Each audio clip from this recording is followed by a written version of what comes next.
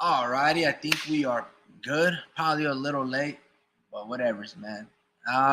Hopefully y'all are having a good time. I'm gonna try to keep it simple, nothing too crazy. Obviously, I don't know, I'm almost like a week late in terms of sharing what happened. But the Canelo Jermell Charlo fight, that shit was garbage, man. That shit was straight caca, trash. It was just a sparring match, right? I felt Canelo carried Charlo. Charlo didn't want to engage. Everybody knows what happens. I don't really want to talk about that fight, right? All I know is that Canelo, had he gotten the knockout, I would have won a nice parlay of Mario Barrios by decision, Erickson Lubin, and then had Canelo won by knockout, would have been nice. But that ain't happen, and went the distance. Boring fight. I want to talk about Elijah Garcia. Man, credit to Elijah Garcia. I did not think that he was going to be Armando Resendiz. Armando had a lot of momentum, beating Jarrett Hurd, his biggest win. I know Jarrett Hurd had been absent from the ring like over a year or two. And I know that he was, he's trying to get back into the mold after losing his father, if I'm not mistaken. And I just thought Armando Resendiz was going to beat the young 20-year-old in Elijah Garcia. At least what I had seen with Elijah is that he has good power, very good power, but like within 5 rounds. And because he's young, I feel like he goes all out. This is my mind of thinking going into that fight. And I thought Armando Resendiz would box nice. I didn't know that he was so defensively flawed. I didn't know, because most Manny Robles fighters are very fundamentally sound. At least that's what I had seen when they had Jesse Magdaleno, Andy Ruiz, Michael Conlon, Oscar Valdez, right? I like Manny Robles. He's a good trainer. So I thought Armando Resendiz was going to upset Elijah Garcia. And I was like licking my chops. I was rubbing my hands together. I was like, hell yeah. Kind of like when Brian Mendoza knocked out Sebastian Fundora, I was thinking to myself that the casinos, Bovada and Las Vegas bookies, they got it wrong. That's what I was thinking. And boy, was I wrong. Elijah just fucking straight up destroyed Armando. It was the best fight of the night, right? Because Mono Jesus Ramos fucking disappointing as hell. The main event was terrible. And then Mario Barrios was fantastic. But Elijah stole the show. Him and Armando put on a great opening fight. And that's how you stamp your name in terms of people getting to know you, right? Obviously, it wasn't packed house by the time he was fighting. People only show up in the main event when it gets announced in the casinos and everybody starts making their way towards it. But Elijah Garcia did himself proud, right? And I was wrong, man. Just credit to Elijah Garcia. I didn't really like that fight and his performance against Zambrano, the other Mexican fighter that kind of just boxed and fought like Miguel Vasquez, just making it a very boring fight. But Elijah Garcia turned it up, man. I like his defense. I like how he rolled the punches. Kind of reminds me of a little bit of like a Regis Prograis in terms of like this herky-jerky, just kind of shoulder roll little thing inside the pocket. It reminded me a lot of the Josh Taylor Regis Prograis fight, right? Elijah Garcia and Armando Resendiz. And the power between both fighters. There was a huge gap. And I liked Elijah Garcia. I just thought he wasn't ready. I was like, man, this 20-year-old hadn't really fought nobody.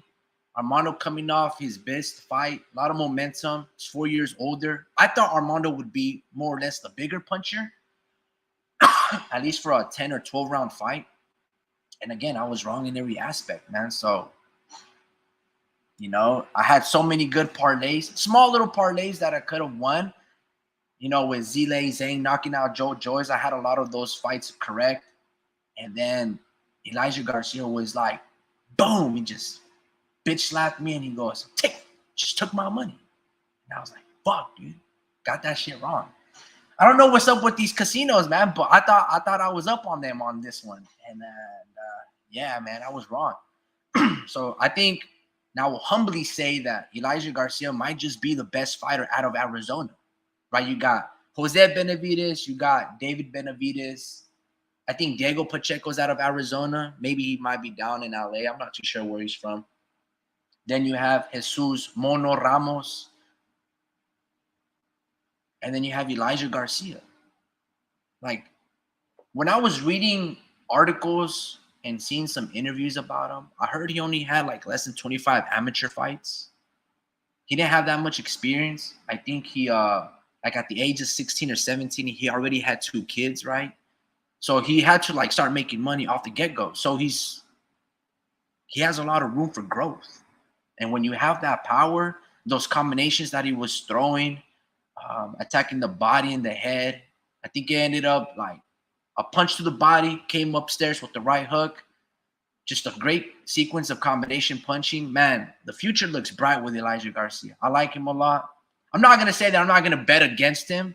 Just depends. But I was very upset with Armando. I just felt like damn, bro, like, y'all don't watch film? Y'all don't watch film on this dude? Y'all don't know how to do like tactical retreats? Y'all don't know how to circle around? You have this athletic ass fighter in Armando, and you just asking him to sit in the pocket? I didn't really understand that. Especially if you watch Elijah Garcia versus Zambrano, you would notice that Elijah doesn't really always understand his range, and he throws nothing but hard shots.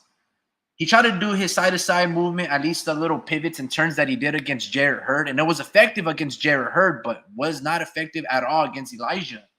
So it just became a great Mexican slugfest, and the American from Arizona just took that shit, snatched Armando's chain in a very respectful manner. There was a lot of mutual respect in terms of the buildup, but Elijah, I think he can fulfill his promise and essentially his destiny of being a champion at the age of 21 years old going into next year, right? I don't know if he can beat Carlos Adames.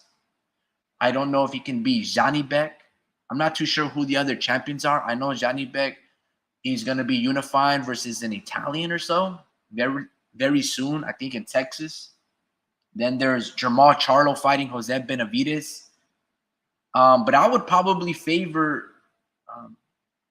at least currently right now, if they were to fight, I would favor Elijah over Jermall Charlo for sure. But if Jermall gets back into his winning ways, if he beats or knocks out Jose Benavidez, has another fight or 2 in between, I think he would beat Elijah. But I'm just going to favor Elijah on that fight just because I feel like Jermall right now is a big mess. And then I don't know too much about the other heavyweight division. Not the heavyweight, the middleweight division, who the champions are. Obviously, a quick little Google search and I'll find out. But if Elijah plays his cards right, he starts to develop even more so than he already has right now at the age of 20. In 2-3 years, he might just be the top dog at middleweight.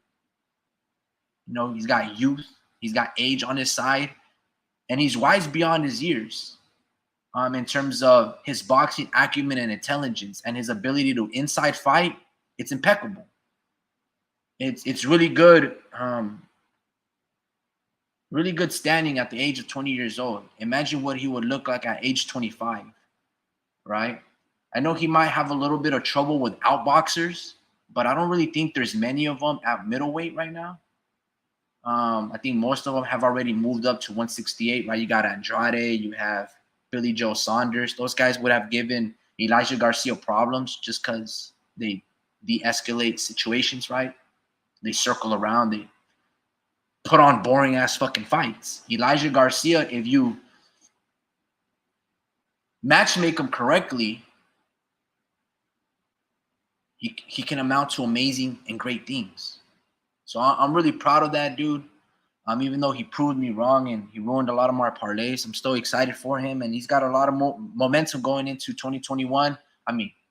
Going into 2024. Jesus. Man, time flies. Mario Barrios, happy for him, man. He finally got a fucking win in a really long time. right? I thought he was doing a great job, and I thought he was beating Tank Davis. And then I felt like he got a little scared when Tank Davis put on the high guard and just started walking him down. I felt like he got a little scared, a little timid, respected his power.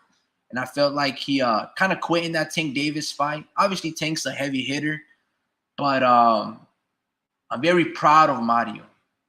Yo, what's going on, Vince? Yeah, man, Barrios did great, man. I'm really excited. I felt like he was having in the Keith Thurman fight. I liked what I saw against on Barrios, like how he developed to be a good welterweight, body wise. His height, his speed, everything looked relatively good. Even though he got beat and he got made look like a blue avatar from the movie, just kind of like a flat nose, forehead to nose. There was no bridge.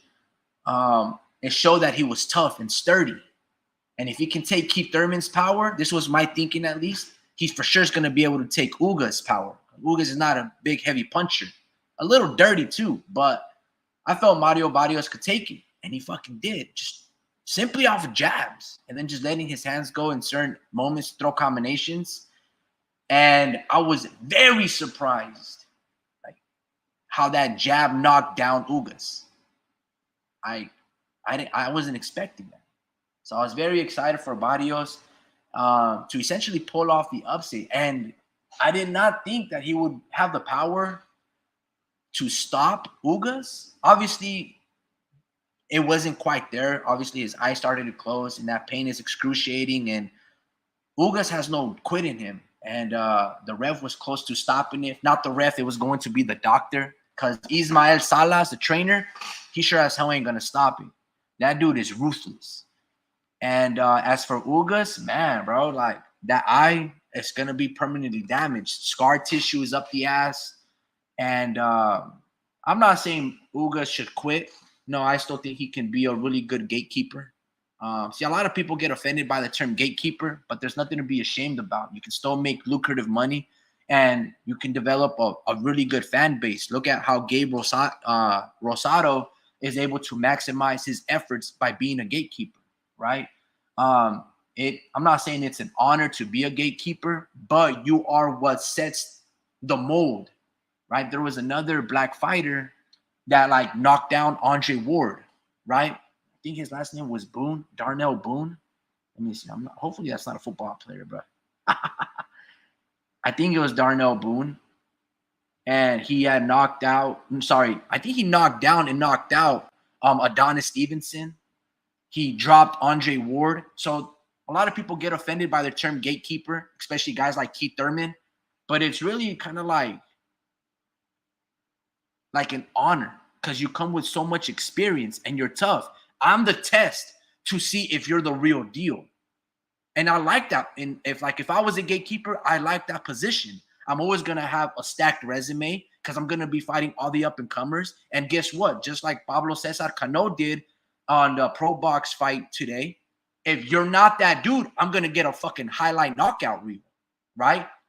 Pablo Cesar Cano was also a guy that knocked out Jorge Linares in fucking one round or two, dropping him 4 times. So a lot of people get offended by the term gatekeeper, but in reality, you shouldn't.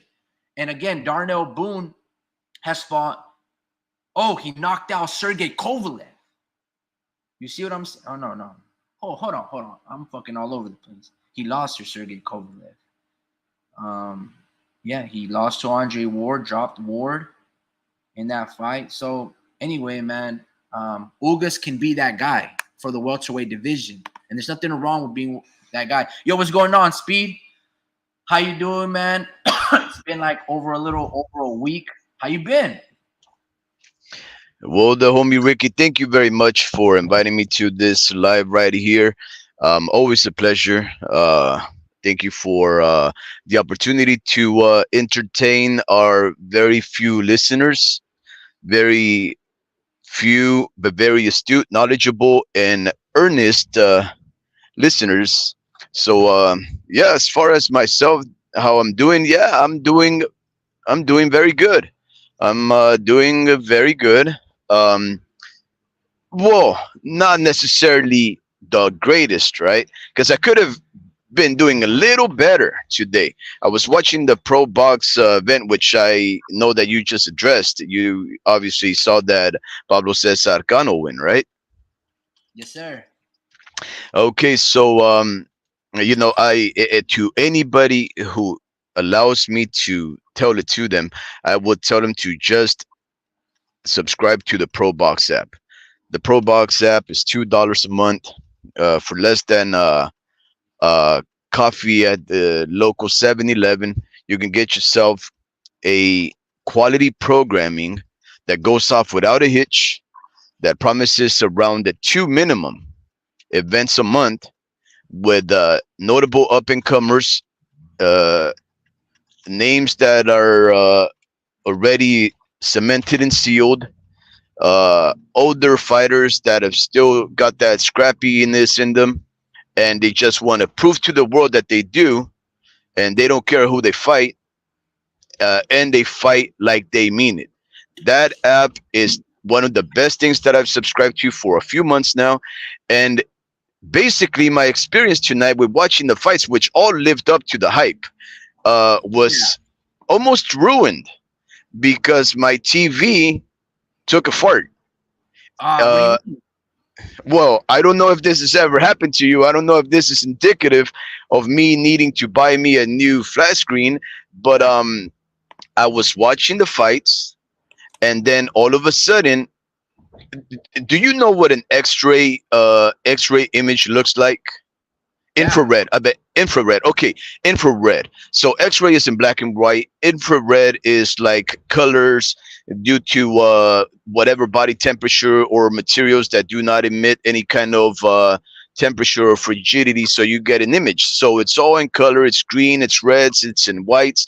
And something happened to the screen where all of a sudden they just turned into an infrared image. Now you can see the silhouettes and you can see the semblance of the men fighting in the screen, but it was just completely inverted in the coloration, the saturation, and it just looked like I was watching through the eyes of the predator. And it's an interesting way to perceive a fight, but it's not really the best way to analyze the action, because a lot of it becomes ghost patterns and whatnot. Long story short, I really missed the knockout of Pablo Cesar Cano that he. Wow. I know, I know, and everybody went crazy. And I saw the guy. I could tell that he was getting up and wobbling, and I know that he tried to go for broke, and he didn't want to leave himself on the floor. And I know he got pushed to the ropes, and I know Cano started to tee off on him. He wasn't throwing punches back. I know that was happening, but I wasn't able to perceive it in clarity. So, uh, anyways, long story short, Pablo Cesar Cano, happy birthday to you, sir. What a way to celebrate your birthday, where I would probably prefer my family and friends next to me, maybe me just queuing up the fire and feeding them and providing them some fresh refreshments.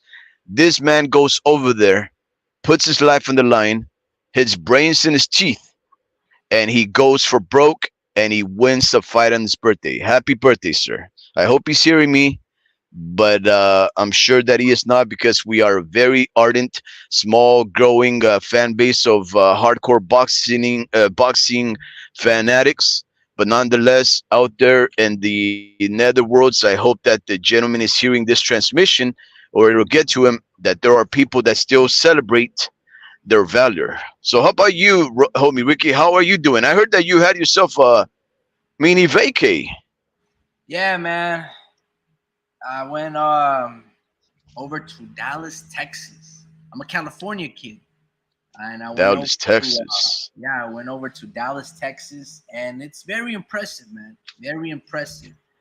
Like for instance, Mm. there's a nice nightlife in San Francisco, right? I But wouldn't know about it. at a certain hours, you can't really walk the streets of San Francisco downtown because it's just too fucking dangerous. It's way Oh, too dangerous. It's very sketchy. You got to look over your corner. Obviously, there's homeless problem, drug addicts, gangs and shit. So it's you don't really feel safe and secure. Hmm. I'm a stranger to Dallas, Texas. I don't know nothing. I've never been to Texas. It's my first time, and I didn't have any of those problems. You know what I mean? It was very clean.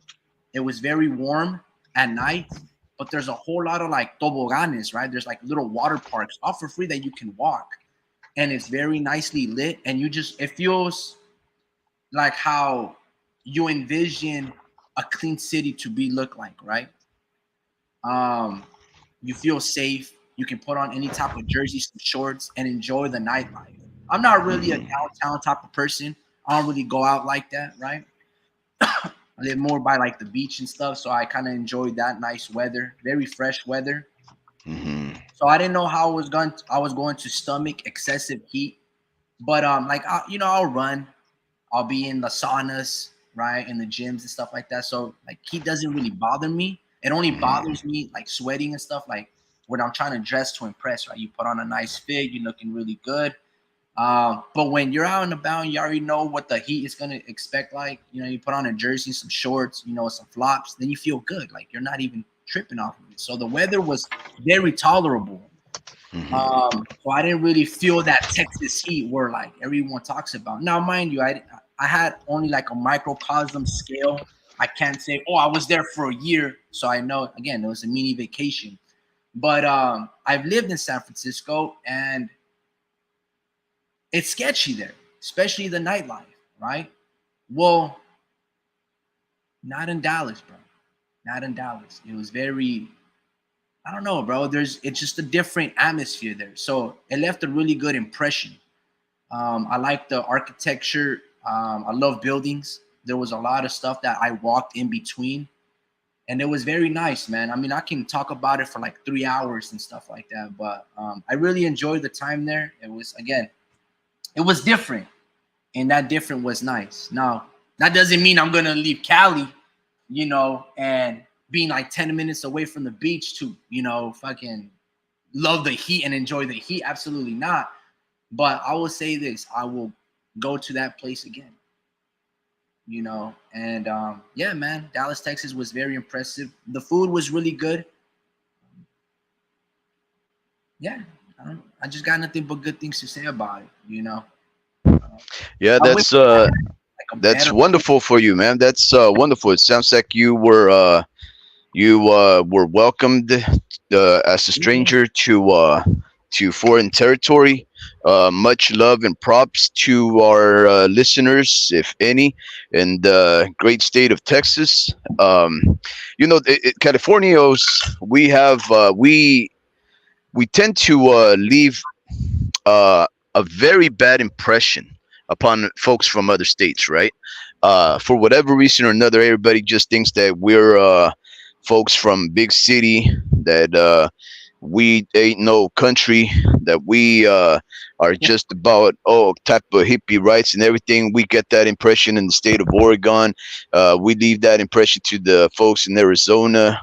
Uh, every state where people that are lacking any kind of accent, because I'm not too sure if you know this, but California is one of the states that has been recognized as having the least accent in our voice. Um, so when we go to a place like that, it's easy to spot out at California. yeah, And for the most part, a lot of people can be quite rude. They think that we're all pro this, anti that, and they just think that California is a big old city, just two big cities, San Francisco and LA, and there yeah. ain't nothing in between. So it's I'm glad for you that nobody treated you like that. Good day to you, Mr. Vince Vargas. Always a pleasure. Yep, I thumbs up Barrios too. Adam Hurley, good day to you, Mr. Hurley. Mr. Hurley does. Before we hop on to Mr. Hurley's and you don't mind I read these messages, do you, homie Ricky? No, but if you go on a tangent, I'm gonna mute your ass. So the other day, Mr. Vince Vargas, pointed us out to this Fresno, I think it's Fresno based YouTube channel called The Fighter's Voice. This gentleman provides quality interviews, incredibly respectful, very charismatic individual, knowledgeable, and he just is able to just mosey on in into these people's life, and they just start spilling the beans, right? They're completely honest and forthcoming. And he held a couple of interviews in quick succession, and he interviewed Fernando Vargas Jr., if I'm not mistaken, the eldest of the Vargas sons and dynasty. And man, oh man, that young fella, he is very articulate and well spoken. He is on point with the way that he answers his questions. He is very articulate. I don't think he even says any bad words. And I just saw that Mr. Vargas was one of the lucky viewers to that broadcast. So he's addressing that right there. That he was able to see that on the Instagram. I guess maybe they addressed him as one of the people that were listening in. Mr. Adam Hurley would like to ask, though, homie Ricky says, what do you guys think about Otto Wallin? He just went 26-1 with his only loss being to Tyson Fury. Um, did Otto Wallin have a did he have a fight recently, homie Ricky? I'm not too sure if he had a fight recently. He probably did one fight earlier this year, but he's gonna be fighting. I don't know if it's this week or relatively soon, but he's gonna be fighting the Russian, not Brady's, but Gassiev, Murat Gassiev. Now, unless he already fought him and beat him, he might have fought the same week of Canelo. I'm not exactly too sure. I hadn't really been paying attention to it because again, I was like in a little vacation, so I only tuned in for the Canelo fights. But I wonder if he beat Gassiev. But I think that's who he's fighting soon, or if he already fought him. I don't really know. I haven't checked it out.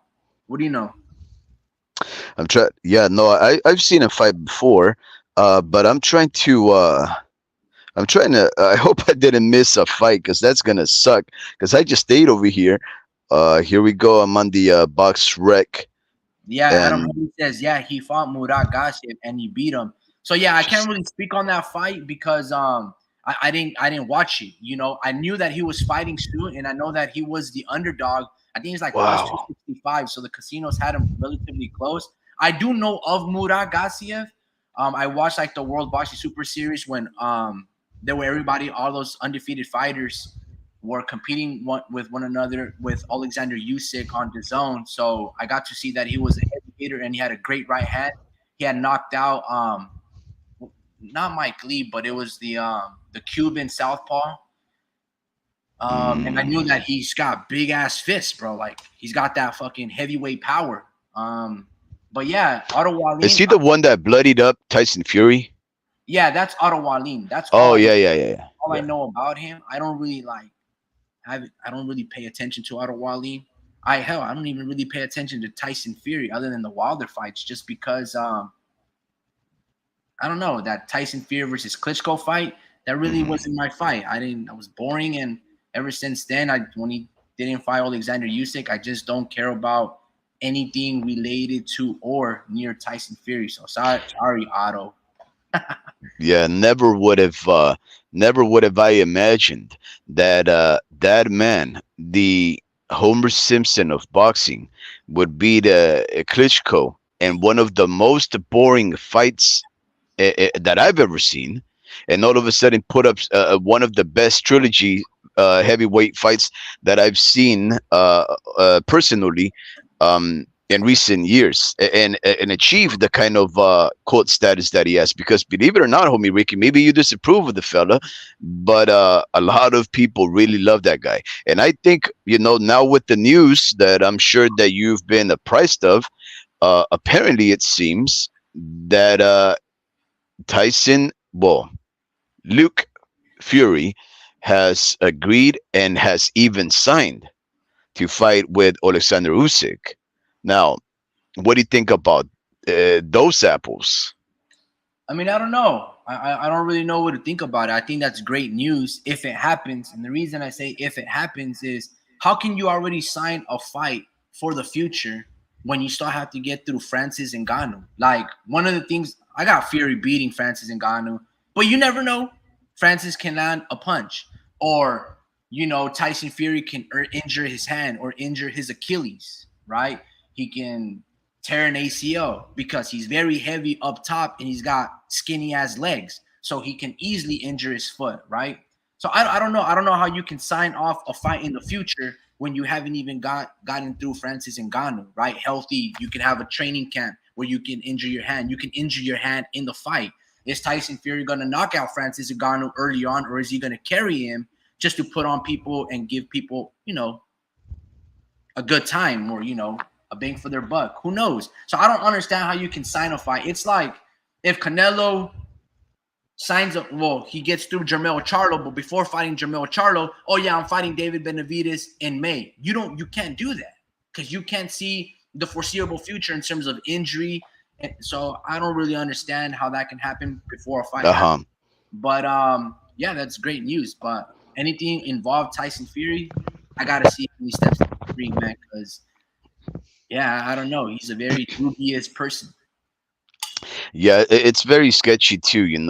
It's very sketchy. This is one of the things that we as boxing fans tend to do. Right? We tend to overlook the fact that some of these fighters already are signed up for fights, and even once we know that they've already signed up for fights, we conclude that it's a foregone conclusion, and then we start hopping on from that guy to the next person in line, right? Like one of the things that's been happening right now, and Mr. Adam Hurley is bringing it up. I'm not too sure if you're going to address it. I don't think you want to, because you started off by saying that it was a very boring fight. But Mr. Adam Hurley really wants to know if Canelo's going to put up or admit he's running from Benavides. Now, Huh. the funny thing about it, though, right, is this, and this is not something just exclusive to Mr. Hurley.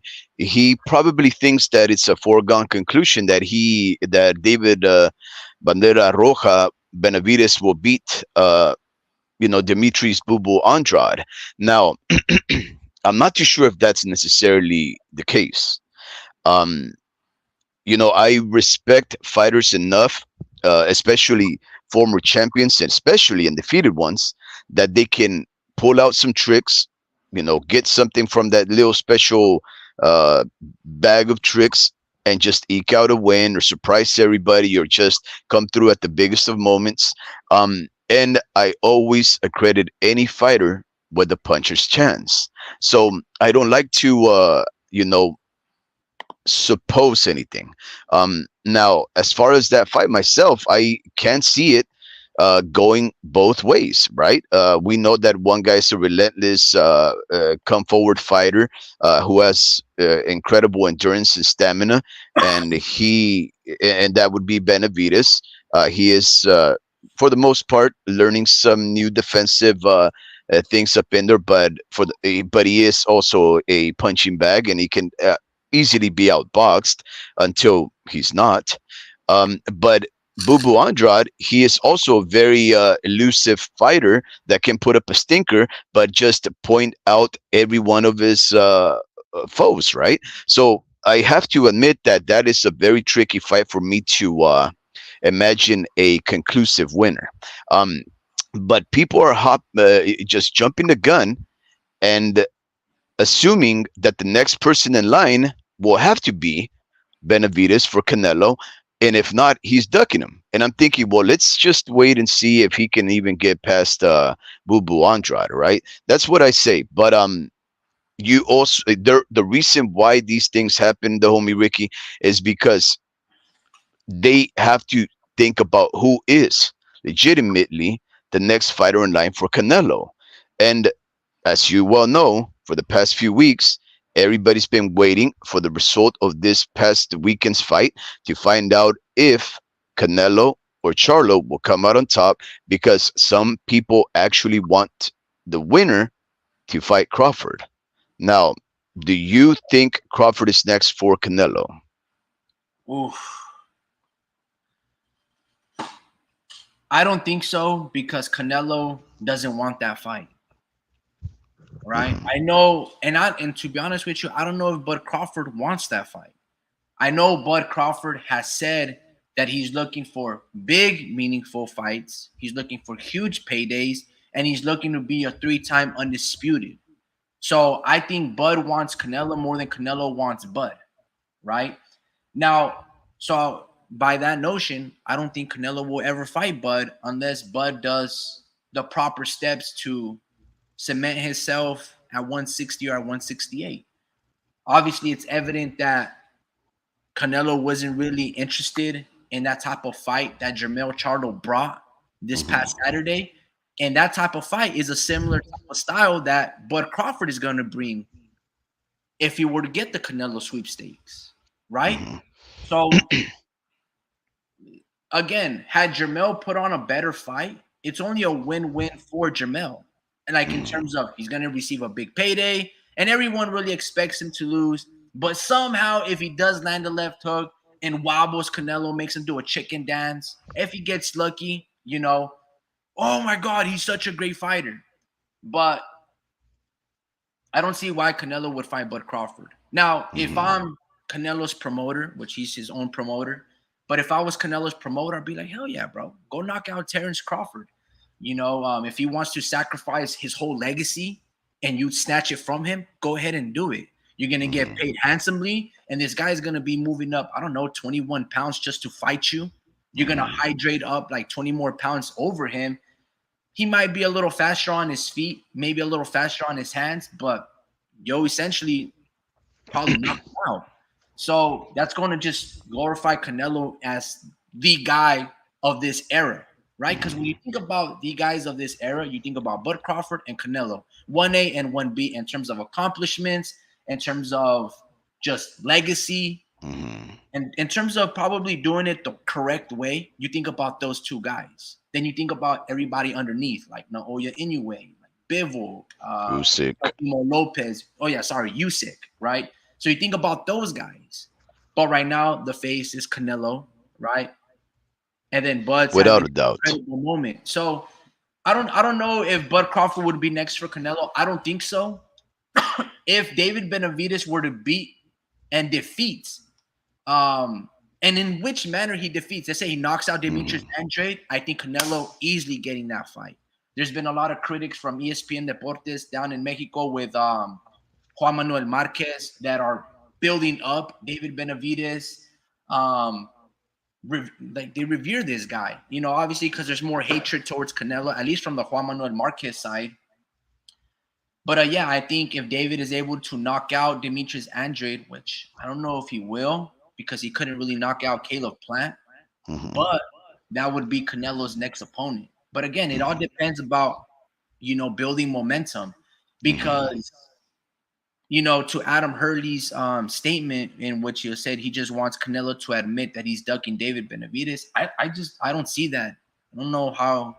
Why would you say that? Because David, like Canelo has said, he's fought with absolutely nobody, right? Hmm. And you do share a common opponent and Caleb Plant. So how can you be Yeah. this Mexican monster if you couldn't even knock out the dude that Canelo knocked out?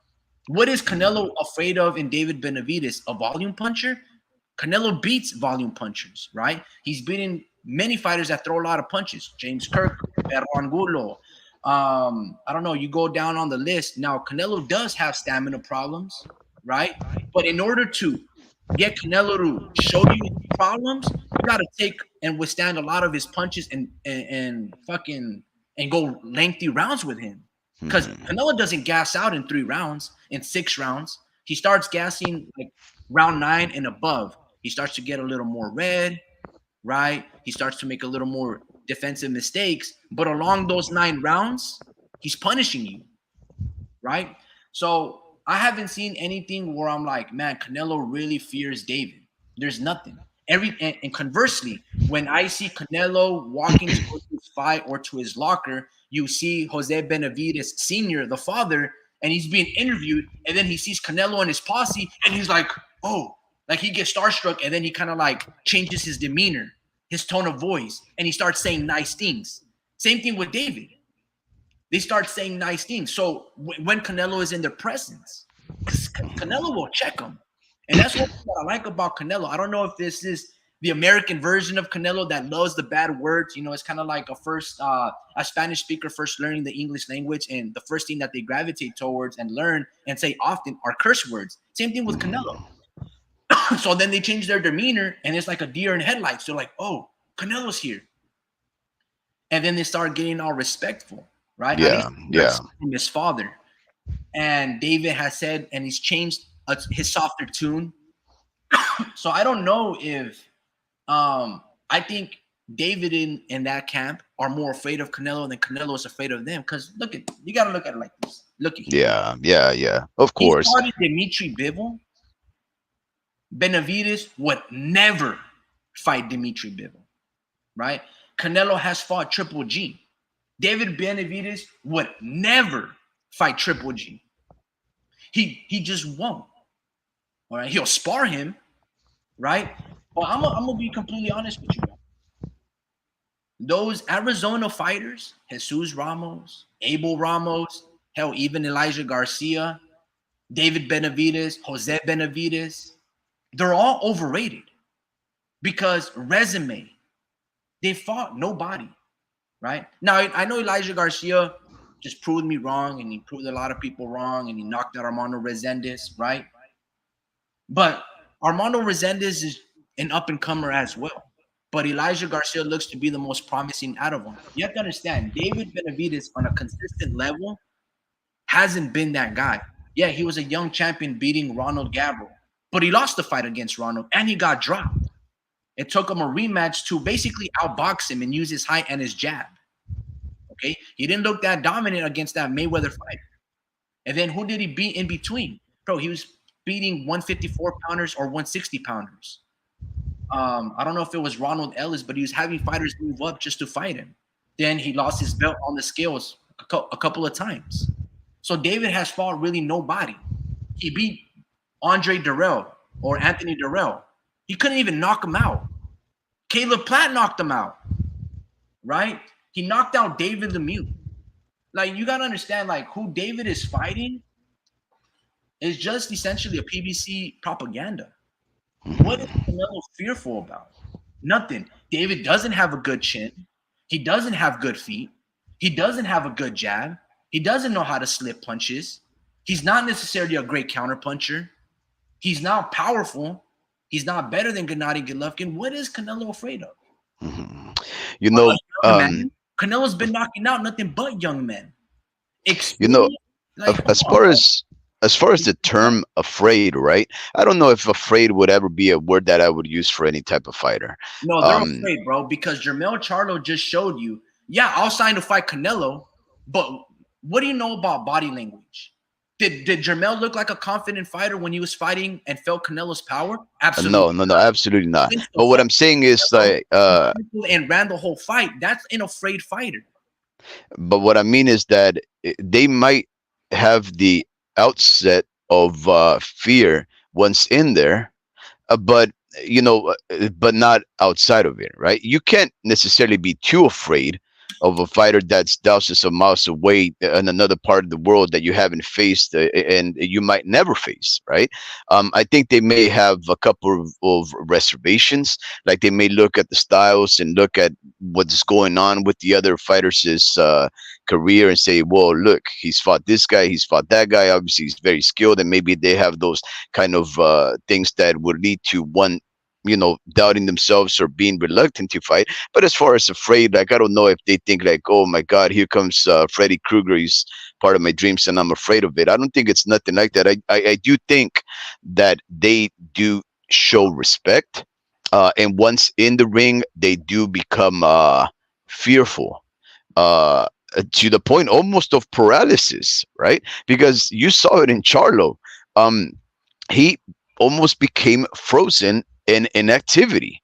It was incredible. Now, look, homie Ricky, everybody said that Charlo was a weight bully, right? And the way that I understand a weight bully to be is a person that plays with weight to disadvantage his opponent to the advantage of that opponent. creative matchmaking, catch weights, bringing somebody down, bringing somebody up. Those are things that are weight bully tactics. Now, those are just tactics. That's not necessarily weight bullying, because if it's agreed upon beforehand, well, guess what? The other person has the same advantage, or the opportunities, better yet, as that other person to make weight safely and create a tactic around it. But the last minute shenanigans, like the kinds that uh, like Shakur Stevens pulled with Robson Conceição. I know that doesn't, ingratiate myself with anybody when I say that, or maybe when Devin Haney uh, forced a early weigh in against Wait, hold on, Lomachenko time out. because he couldn't So, starve. who are they calling away bully? David, or are they calling Jermell Charlo No, no, away? no, Charlo, He 154 never missed Charlo, weight. How because can they he be a weight bully if he's never missed weight? well, that's what I'm getting at. He's never made weight. He's never missed weight. So that is his optimum fighting weight. That's the reason why they make certain weights. You don't just suck yourself down to be taller and rangier. You burn out the fat, and you become an optimal fighting specimen, so that you can be competitive. And there is no further evidence required than the fact that Jermell Charlo likely had one of the greatest runs at Undisputed in recent history, and in fact, probably ever, when he beat four champions, right? Nobody gives him that credit. So we have to understand that 154 is that man's fighting weight. But people just tend to think that because he's 6 foot something and he's coming down in weight, that's what a weight bully is, because he's way taller. I disagree. Now, here's the thing: going up in weight, two weight classes, right? This is going to be controversial. That does not mean that Charlo is the same type of fighter that Canelo would be at the weight class, even though Canelo is a much shorter uh, and less rangier fighter. Why? Because the punches that you're getting used to taking when you're fighting bigger men is something completely different than when you're fighting at lower weight classes. So this is what happened in this fight. It was proven that it's unsafe and something that you cannot adequately prepare for, going up in weight without acclimation. So we just saw a very dominant um, performance by an undisputed fighter at a weight class that is probably not the best at either. 168 for Canelo. But Hold on, cuz you got to be much more hey, concise. hey, take this over. Take this over. I got to take a call. Go for it. Yeah, look, Jermell Charlo, hell, even Canelo this past Saturday, none of the two fighters looked dominant. It was a sparring match, okay? It wasn't Canelo's best performance. He didn't look that good. If you go look at that fight closely, Jermell showed impeccable defense. He blocked. He realized I can only get knocked out or knocked down by Canelo's hooks. He's not going to knock me out with a jab. Every time he throws a left hook to the liver, upstairs, right hook to the body, or upstairs, I'm going to roll with the punches. I'm going to block. If I get up against the ropes, I'm going to clinch. He took basically Canelo's his best punches to the biceps, everywhere, and Canelo couldn't really do anything. Now, I think it was in the seventh round when he did throw kind of like a triple G right hook that kind of gets you on the top of the dome, like he knocked out Marco Antonio Hernandez or whatever's. Canelo landed that punch and boom, it dazed him. But it didn't sleep Charlo. Charlo just got a little scared. Canelo threw that beautiful uppercut, and then Charlo took a knee. The best punches of that fight, Speed, was Canelo's straight punches, like the jab, right? But Jermell knew that jab ain't gonna knock me out. Only the hooks. And all that time he was rolling punches. So from a defensively standpoint, Jermell could build off of that. But he didn't really want to let his hands go. Why? Because once you start letting your hands go, you start exposing yourself. And he didn't want to go toe-to-toe in a slugfest with Canelo because he knew he would get knocked out or there'd be a higher probability chance of him getting knocked out. So he didn't want to open up. Kind of like Joshua Clottey didn't open up with Manny Pacquiao, right? Joshua Clottey, the same fighter, in my opinion, that beat Miguel Cotto. Julio Cesar Chavez Jr., when he fought Canelo, didn't want to open up either. There's many fighters in history. Mikey Garcia against Errol Spence. He did not want to open up. Why? Because once you open up, boom, you're going to get tagged. So I didn't see any of those fighters look that dominant, right? Obviously, Canelo won the whole fight, 12 rounds to 0. But I wasn't really impressed because, again, given the context, you have a fighter who's coming off a 16-month layoff, moving up 14 pounds, about 3-4 inches taller than you. But height doesn't really matter because you just beat this dude who's 6'5" in Callum Smith. So fighting a guy who's 5'11" or 6 foot tall in Jermell Charlo isn't really anything Canelo hasn't seen before. All those guys at 168 and north of have been always taller than him.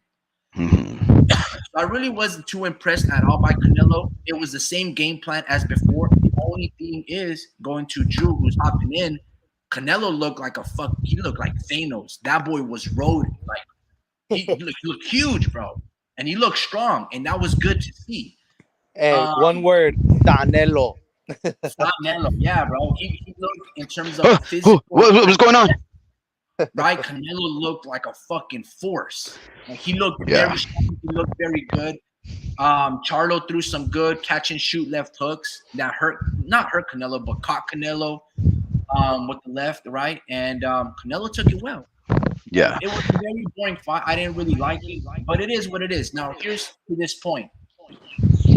Jermell, he could be a name at 168. But again, had he fought, let's say, a Billy Joe Saunders, right? A Caleb Plant, I think Jermell Charlo beats those two fighters. I just don't think that he can beat Canelo because Canelo got that power, right? I think if you gave me like a Rocky Fielding, if you gave me another 168 fighter, besides like the big boys like David Benavidez or what's the Cuban guy, David Morrell, if you give me another 168 fighter other than Billy, Jermell can beat those guys. He just can't beat Canelo because Canelo comes with a lot of experience, a lot of power, great defense. Like, look, man, Canelo is a fucking beautiful fighter. I think, in my opinion, he's the best Mexican boxer in terms of accomplishment. I like Marco Antonio Barrera and Juan Manuel Marquez's fighting style over Canelo's.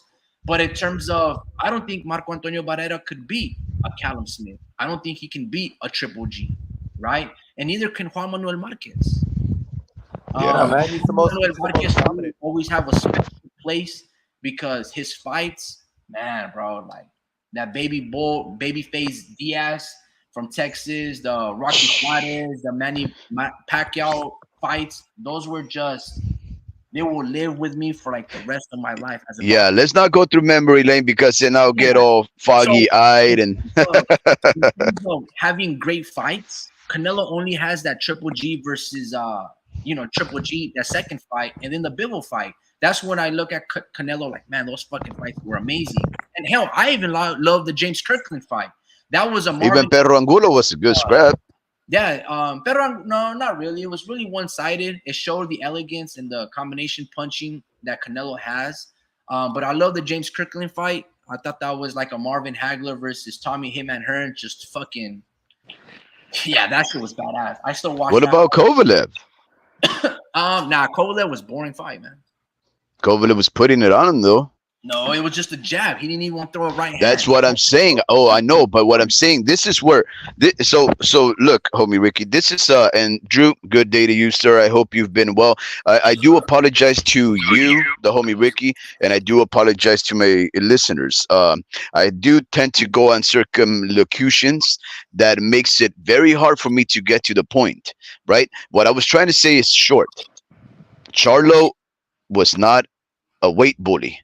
But because Charlo is a 6 foot tall fighter, does not mean he belongs at 168 fighting Canelo.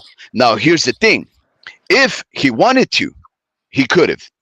If he wanted to, he could have thrown jabs. If he wanted to, he could have thrown twos. He could have thrown a couple of combos. Whenever he did, he actually landed on Canelo.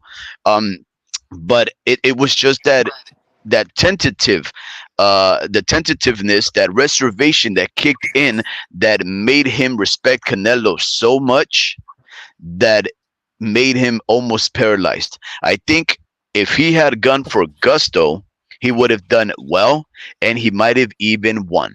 I know that's a controversial take, especially in light of what we just witnessed over the weekend. But to tell you the truth, homie Ricky, and I'm not too sure if you addressed this because it took a very important call from my mother. God bless that lady. She's a saint. If you've ever met a saint, she's a saint. But Canelo has nothing else besides a half jab and a punch around the guard. That's all he has. He has a hook to the body and a punch around the guard, and that was enough to beat Charlo. My goodness, I'm equally disappointed in Canelo's performance and lack of punch creation. The punch placement was mediocre because a lot of it Charlo was, blocking, but he lacks a lot of different types of fights, punches that he used to throw when he was much younger. So I'm gonna tell you what. the reason why I ended that last statement that I made is that Canelo is obviously not a 168 fighter, and the reason why what he's done in that weight class only says that he is a great, he is a legend, because you see the limitations, you see the slow feet, you see the fact that he struggles. Where in other weight classes, he would have probably pounded other people. 154, those guys wouldn't have lasted. Charlo, 154, Canelo, he would have been knocked out. But guess what? Charlo came out unscathed. Did he take some bodily harm to the body? Did it hurt his chest and his torso? Yeah, I'm sure. Did that tempo shot hurt him? I'm sure Hold it on, hold did. on, hold But on. that boy came out clean. Listen to me. Listen to me. I'm gonna completely disagree with everything that you said because You're wrong. you're wrong, bro. Listen to me. I will say this. I wasn't really impressed by Canelo at all because the way he could have knocked out Jermell Charlo was if you threw a 1-2 straight down the middle. Yep. He's throwing nothing but hooks, Yep. which goes back to this point that you won't beat Bivol like that because Nope. it's very repetitive. No, those are Yep. amazing hooks, by the way. He's a two-armed bandit. Like Powerful. but it's just all power. You got to Yeah. learn how to touch. Yep. Like to your point, when he knocked down Austin Trout, it was with a 1-2, boom, straight down the chop, made him do a Mhm. Bambi leg. That same Mhm. punch that he thrown that he doesn't throw anymore, it's Nope. all looping force hitting to the bicep or around the guard. Those are amazing punches. They're not easy punches to throw, but there Did he are. throw uppercuts? Yeah, he threw a few uppercuts, but check this out. All right. Well, I need surprising. Canelo to be like what I saw against Triple G the second fight. Just sit in the pocket and exchange punches and roll punches and do like little roll with your face, kind of like Venado did versus Joey Gonzalez. He used to roll with punches. He didn't have to do this though, Ricky, because He the other guy wasn't engaging. So I would agree with you that he needs to go back to learning how to throw straight punches and not everything with power. And even though I love that forward to the bicep, it only worked against Callum Smith. It hasn't worked against anybody else. Nope. Didn't work against Bivol. Didn't really work against John Ryder. Didn't work against Jermell because they were still throwing their fours or their check threes right after it. So, it was a good strategy, but you're not breaking these dudes' ligaments anymore. Yeah. So I don't know if he's got to swat down the hand like Lomachenko does and then throw your four right around it. But he's got to be much more creative because, again, fighters have a catalog, 70 fights. They're watching Canelo as a fan. So they're studying your punch placement. When you fight, there's no element of surprise with Canelo other than, yeah, dude, the motherfucker hits extremely hard. He's got a lot of experience. But he's going to win his fights. But we want to see knockouts. And that's why Canelo hasn't been able to give us those knockouts because he's losing that element of surprise. Now, I will say this in recent note, going back to Jermell, we know he sold his booty. Like, we know that's what he was there for. We know that like nowhere else where he's gonna get 15 or north of $10 million. But he was willing to do a sacrifice. But like how you said, he didn't. You were making a point about him being unscathed. That doesn't matter if he was bleeding or pissing out blood or whatever, so or a broken jaw. Sure, all that stuff matters, but he was demoralized, right? He was demoralized. A lot of people, like we thought about it was gonna be a win-win situation. Fighting in the manner that he fought, right? He lost everything. Like to the point where people are disgusted of Jermell. They're not even giving him credit for doing what he did, moving up 14 pounds, because there was no valor.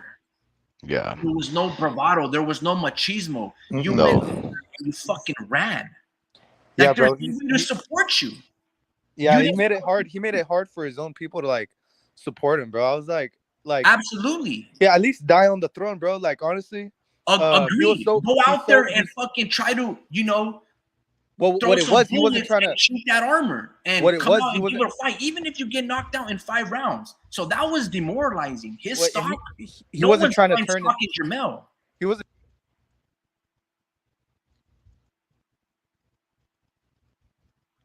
Yo, am I freezing up?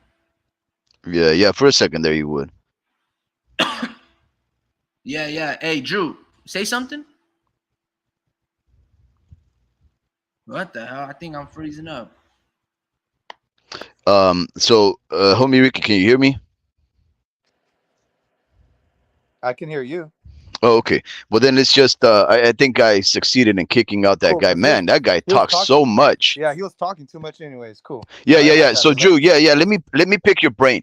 Um, what did you think about the whole performance? I know that homie Ricky is quite disgusted. He actually started off this live by making it about Elijah Uh, Garcia, which I understand why. He put up the fight of the night.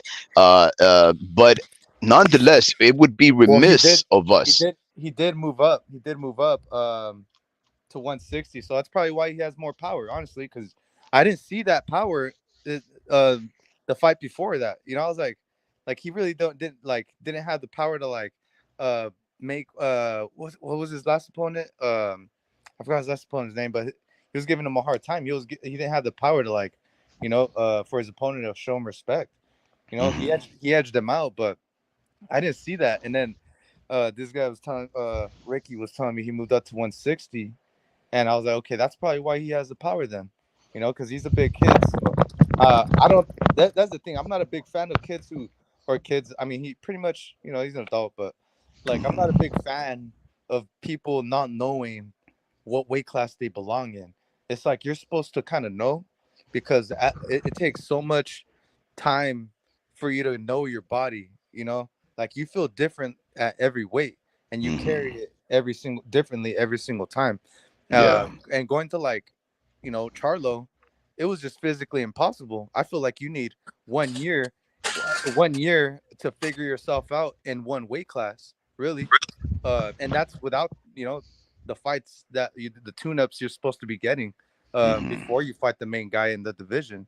So it's just that's the main thing, like he didn't really have that. He had like a 154 body, bro. Like he was if anything, he was fighting Canelo and losing weight. Like Mhm. that was like the workout for him. Like Canelo was rehydrated. He had gained probably, I don't know what, 10 pounds. I don't know. And then Charlo's over here probably losing weight during the fight. So he didn't even look big, bro. Like honestly, I was expecting a bigger Charlo. Um, but he was afraid he wasn't gonna lose. He was gonna lose his speed. But I mean, this is where time comes in hand. You need more. You need more time. You can't just be taking these type of fights. You need time to like build your cardio. You need time. Like he was questioning himself, not questioning himself, but like pretty much adding a bunch of layers of protection during sparring versus all these big dudes he was sparring, dude. He was putting like the ribs Rib guards. rib guards. He was doing all this shit with his hands, and it's like, man, you're really like forcing the situation, honestly. Like it's such a money grab. It was such a money grab. It was kind of disgusting seeing him, react the way he did, because it's like, man, I don't know, like you just kind of showed yourself a little bit. He wasn't trying to turn into a meme, but that was retirement money, and going back and then that pretty much and then in respect to Charlo, I think he can beat Tim Tszyu now. Seeing him take those punches, I think he could take. I think he'll beat Tim Tszyu. Respect, he'll give him a hard time. Oh, whoa, that's a good take. Yeah, I So think I just looking at that though, just looking at that. I'm not trying to swerve into that, but I'm just saying, like, no, that's crazy though. I never yeah, really pondered that. yeah, That because Oh, well, because Charlo can get his ass beat and take punches for days, he can take Tim Tszyu's punches. The only thing is this though: Tim Tszyu is much more creative at his punch selection than right. Canelo is at this moment, Yeah, and no, but I he's don't think. just. I think it won't. I think I think just he knows what power is now. He And knows what here's the power other is. thing though. Here's the other thing though, Drew. I don't think you're factoring this. That if Tim Tszyu would fight Charlo, it would probably be where the money is at, especially with all the financial hardships that the PBC is going through right True. now, where they're definitely not going to be renewed their contract at Showtime. So Paramount is no longer going to have, uh, you know, Where's the money boxing at? unless it's pay per view. What's going to happen is that the fight would probably take place with the most money would be made, Where's and that? that would be in Australia. Oh, okay, okay, okay. Yeah, yeah. So now True. you have to think about it. Look what happened to Charlo when he saw a stadium packed full of Canelo fanatics. He froze. He stayed mum. He was paralyzed. What's going to happen when he goes to Australia and another part of the world with the heat and the time zone being completely different what he's accustomed to They're gonna get him a being. week out there. They're Oh gonna yeah, get yeah, him yeah. Two for two weeks, weeks. whatever, three, whatever. What I'm saying is that he's gonna have 30, 40,000 people in a stadium, and Very he's true. gonna Very true. freeze. Very true. I didn't think about that. Them Australian judges will give it to to their fellow Australier, just like just like you're right. I didn't think about that. Like if they were to fight out there, it would be pretty tough for Jamel to actually win by unanimous. It would actually Wait, are be you trying to insinuate that they would have to rob Charlo? yeah, I actually think yeah. Tim Tszyu is good enough to beat him. No, yeah, I mean, it won't be a robbery. It'll be uh like kind of like Jeff Horn beating Pacquiao. I thought Pacquiao beat Jeff Horn right there. Yeah, I Clear as thought so day. too. Clear as I day. thought he won. Well, clear as day. I think he. I have to watch that fight again, but I Me know too. for sure that he won That's by what that's one round, I maybe two. I remember how I felt after the fight, and I was This not drunk or nothing. I was watching that shit like I think it was like the middle of the day. It was it like in the was in the middle. middle of the day. Yeah, so I was like, I forget what I was doing, but I was just like doing some random shit, and I just kind of turned on the TV, and I was like, okay, I'm watching this now. But no, it was a pay per view fight. It was a pay per view, I believe, They wasn't goes it? ESPN for us, just standard. I don't think we paid an extra premium for it, but I think Okay, okay. that's a very interesting take, though. I never actually thought about that, Drew. Oh yeah, That that's what I was thinking. That's exactly what I was thinking. I was like, wonder what Jamel may just be collecting the paycheck, but I just feel like you feel good inside knowing that you're taking Canelo's punches. I know Canelo was holding back, but I just feel like the relentlessness that Tim Tszyu has will tire him mm, out. That shit will tire him out. Like he's not like he's just going for the knockout too much, and then it's gonna tire him out. And I feel like Jamel, he's a true 154 pounder. He should be moving back down to 154. oh my goodness! Yeah, bro. Wow. Honestly, Actually, so let me ask you. Now that you're talking about it's tiring out. Um, Canelo, he his stamina held up, don't you think? his activity was like low as hell too, though. Like he wasn't using that much energy.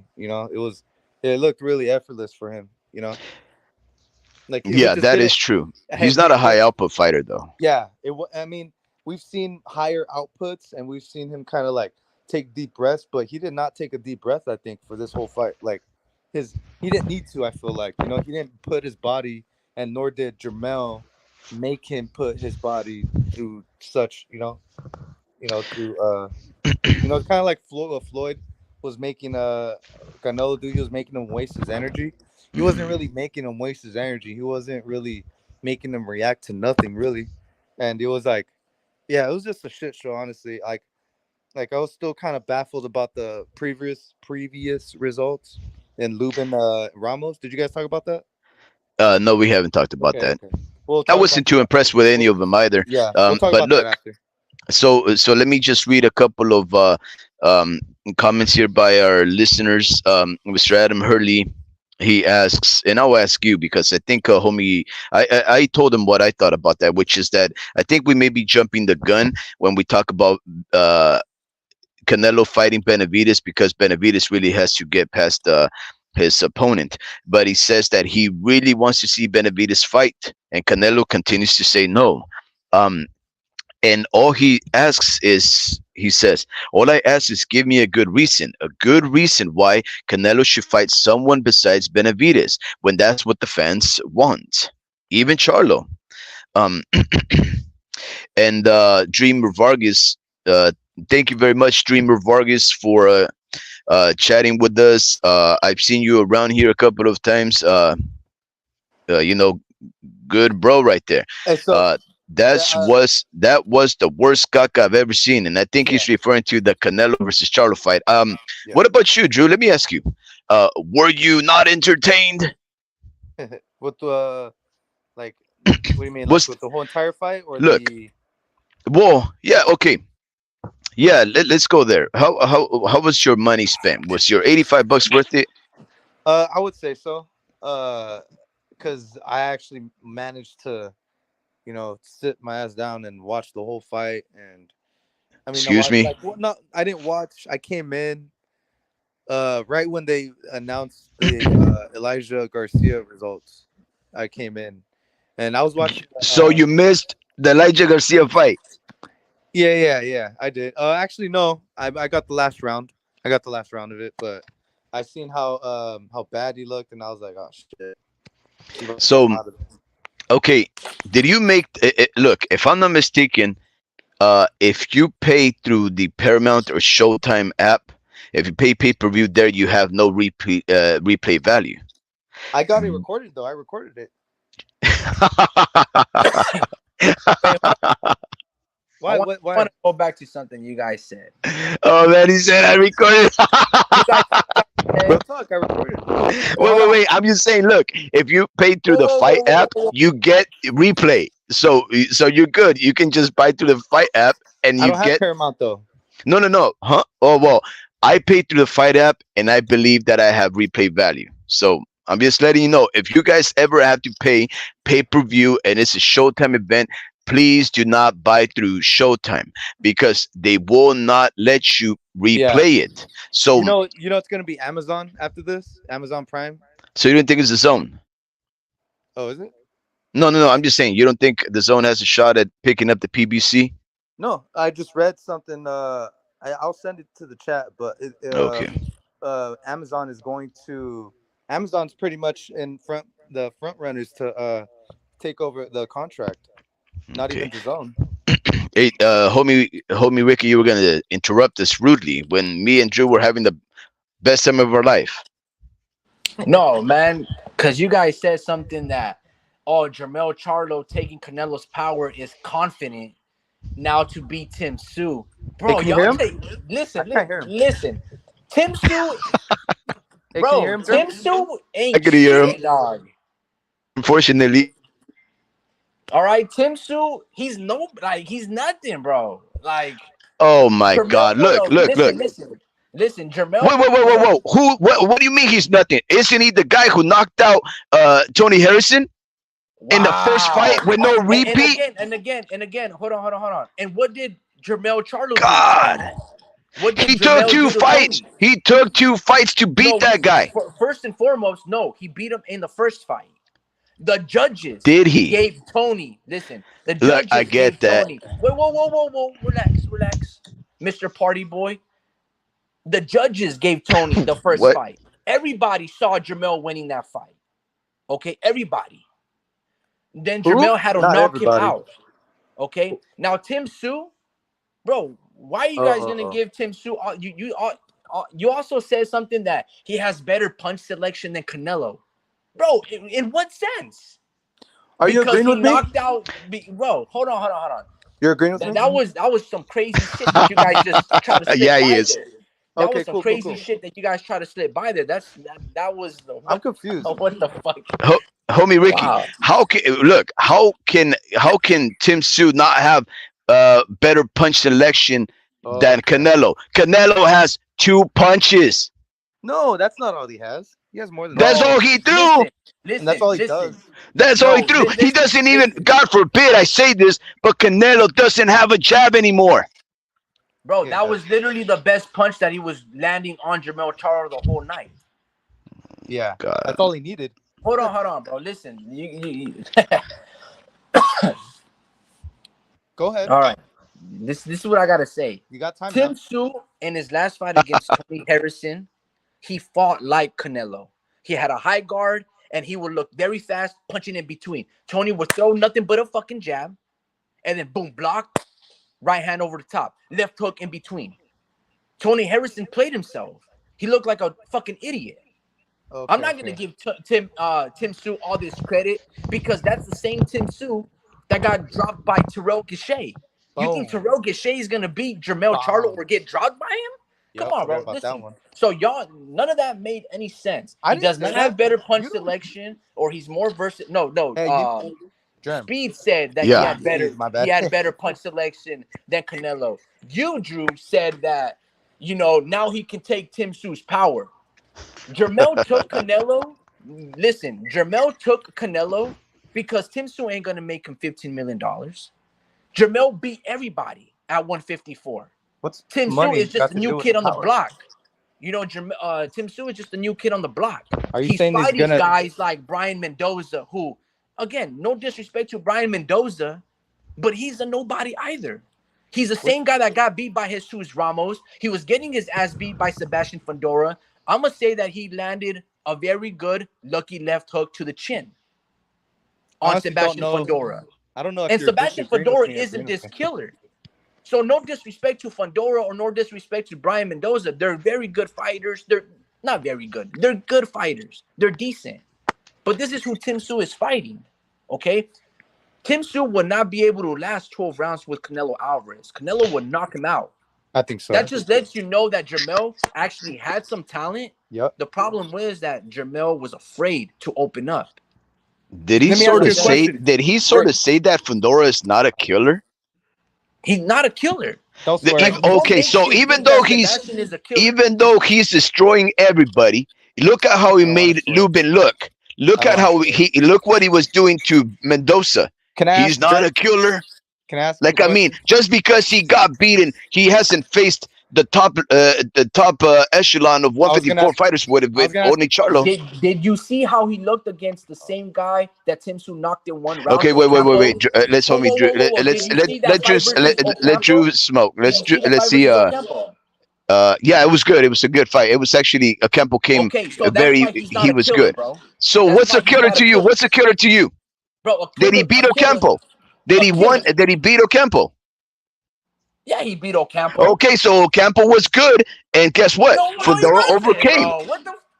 Okay, Drew, go for it. All right, I was gonna ask a question about the original topic before you blew up on Fundora. I was like, "Whoa!" No, I blew up on Tim Tszyu.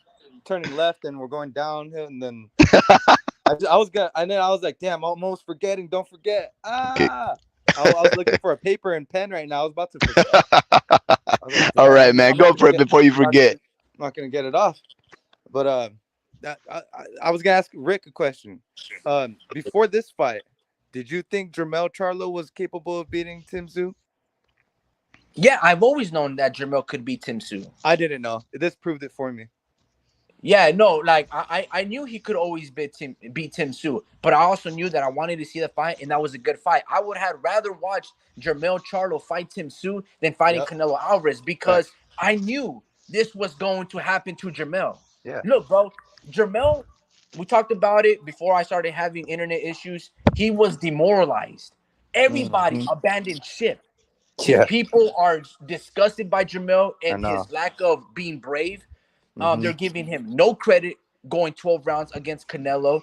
Mexicans gave Mikey Garcia more credit for looking the way he did against Errol Spence. Yeah. That just lets you know the standard of, because Mikey Garcia looked exactly like fucking Jermell. He looked Yeah. fucking scared, did not want to open up, but people revered Mikey. They're like, dude, Yeah. you know, you good credit for trying. Yeah. Black folk were like, fuck Jermell.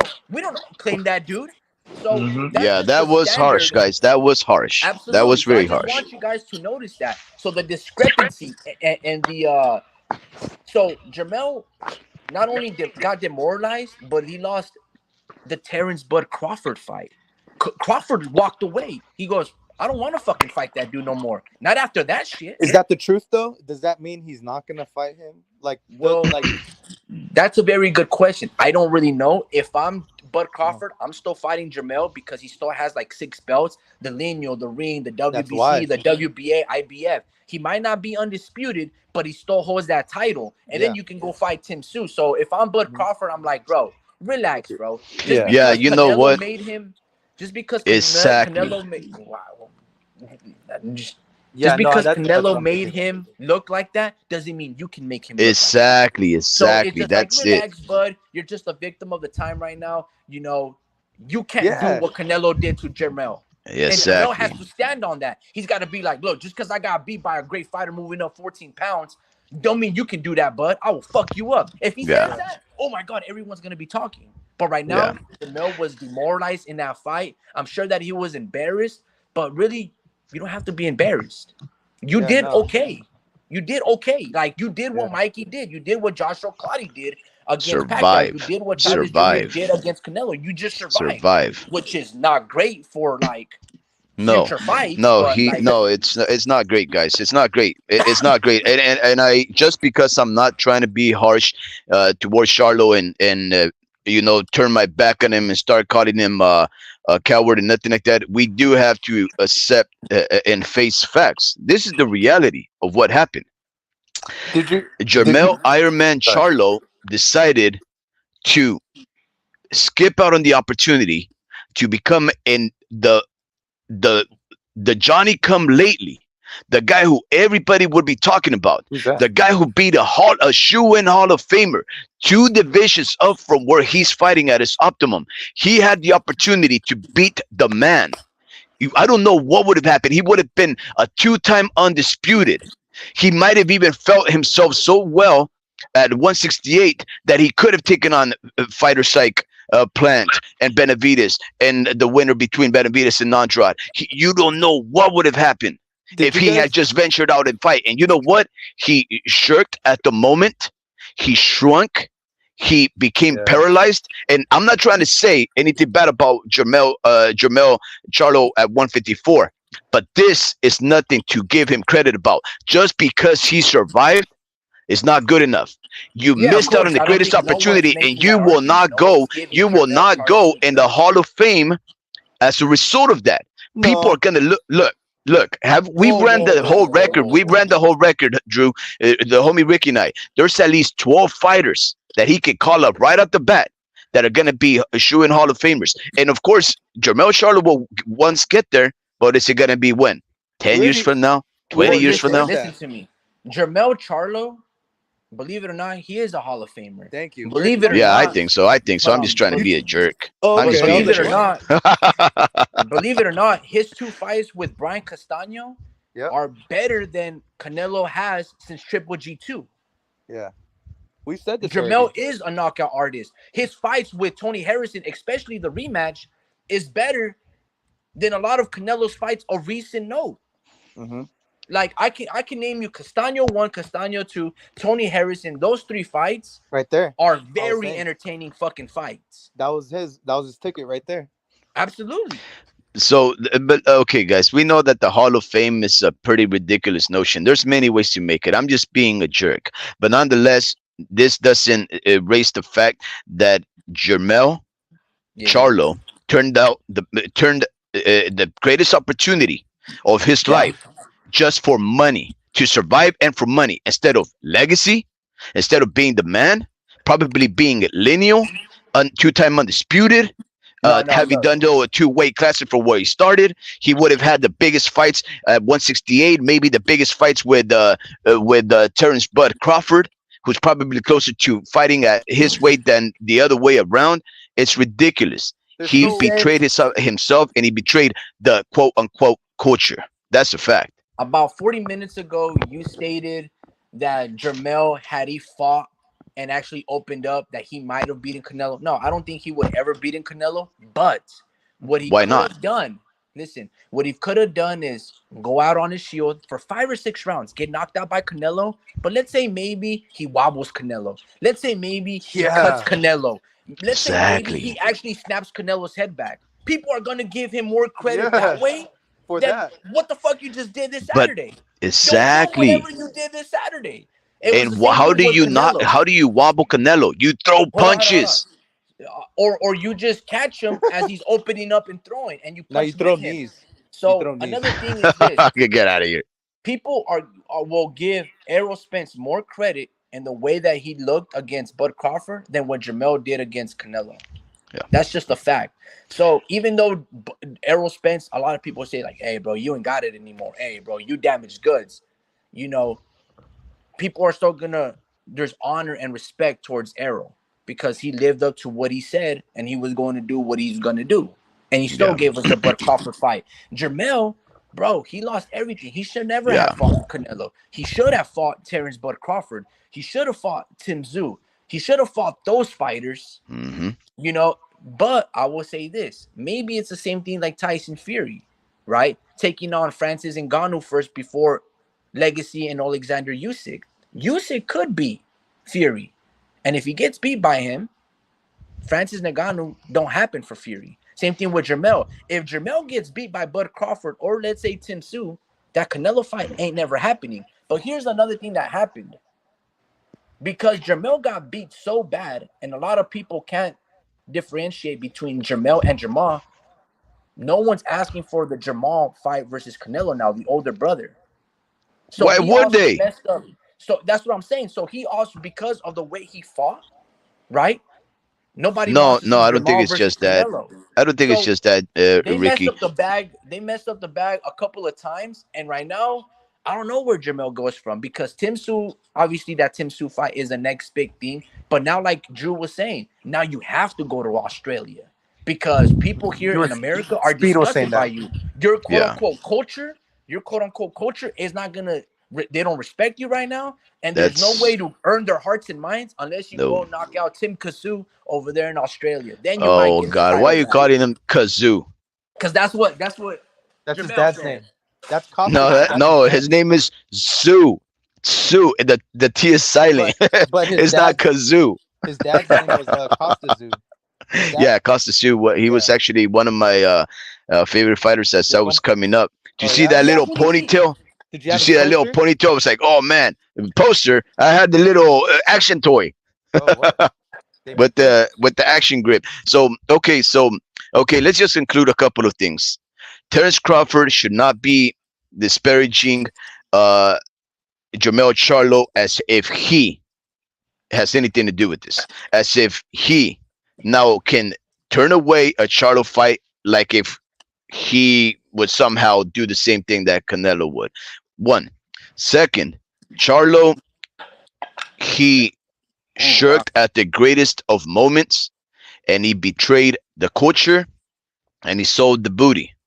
Canelo is a two-punch fighter, and the reason he is great is because he's fighting at a weight class, obviously from where he is optimally designed to fight, which is likely going to be 160, maybe even 154.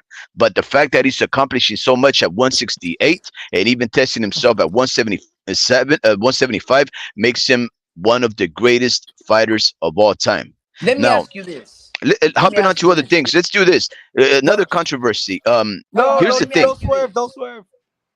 Should you Swerve. not be disgusted? Should you not be disgusted by Canelo, not only on his Of performance, course, he should have but knocked out the also punching Yeah, he bag. why should the have. fuck did you take Jermell Charlo, bro?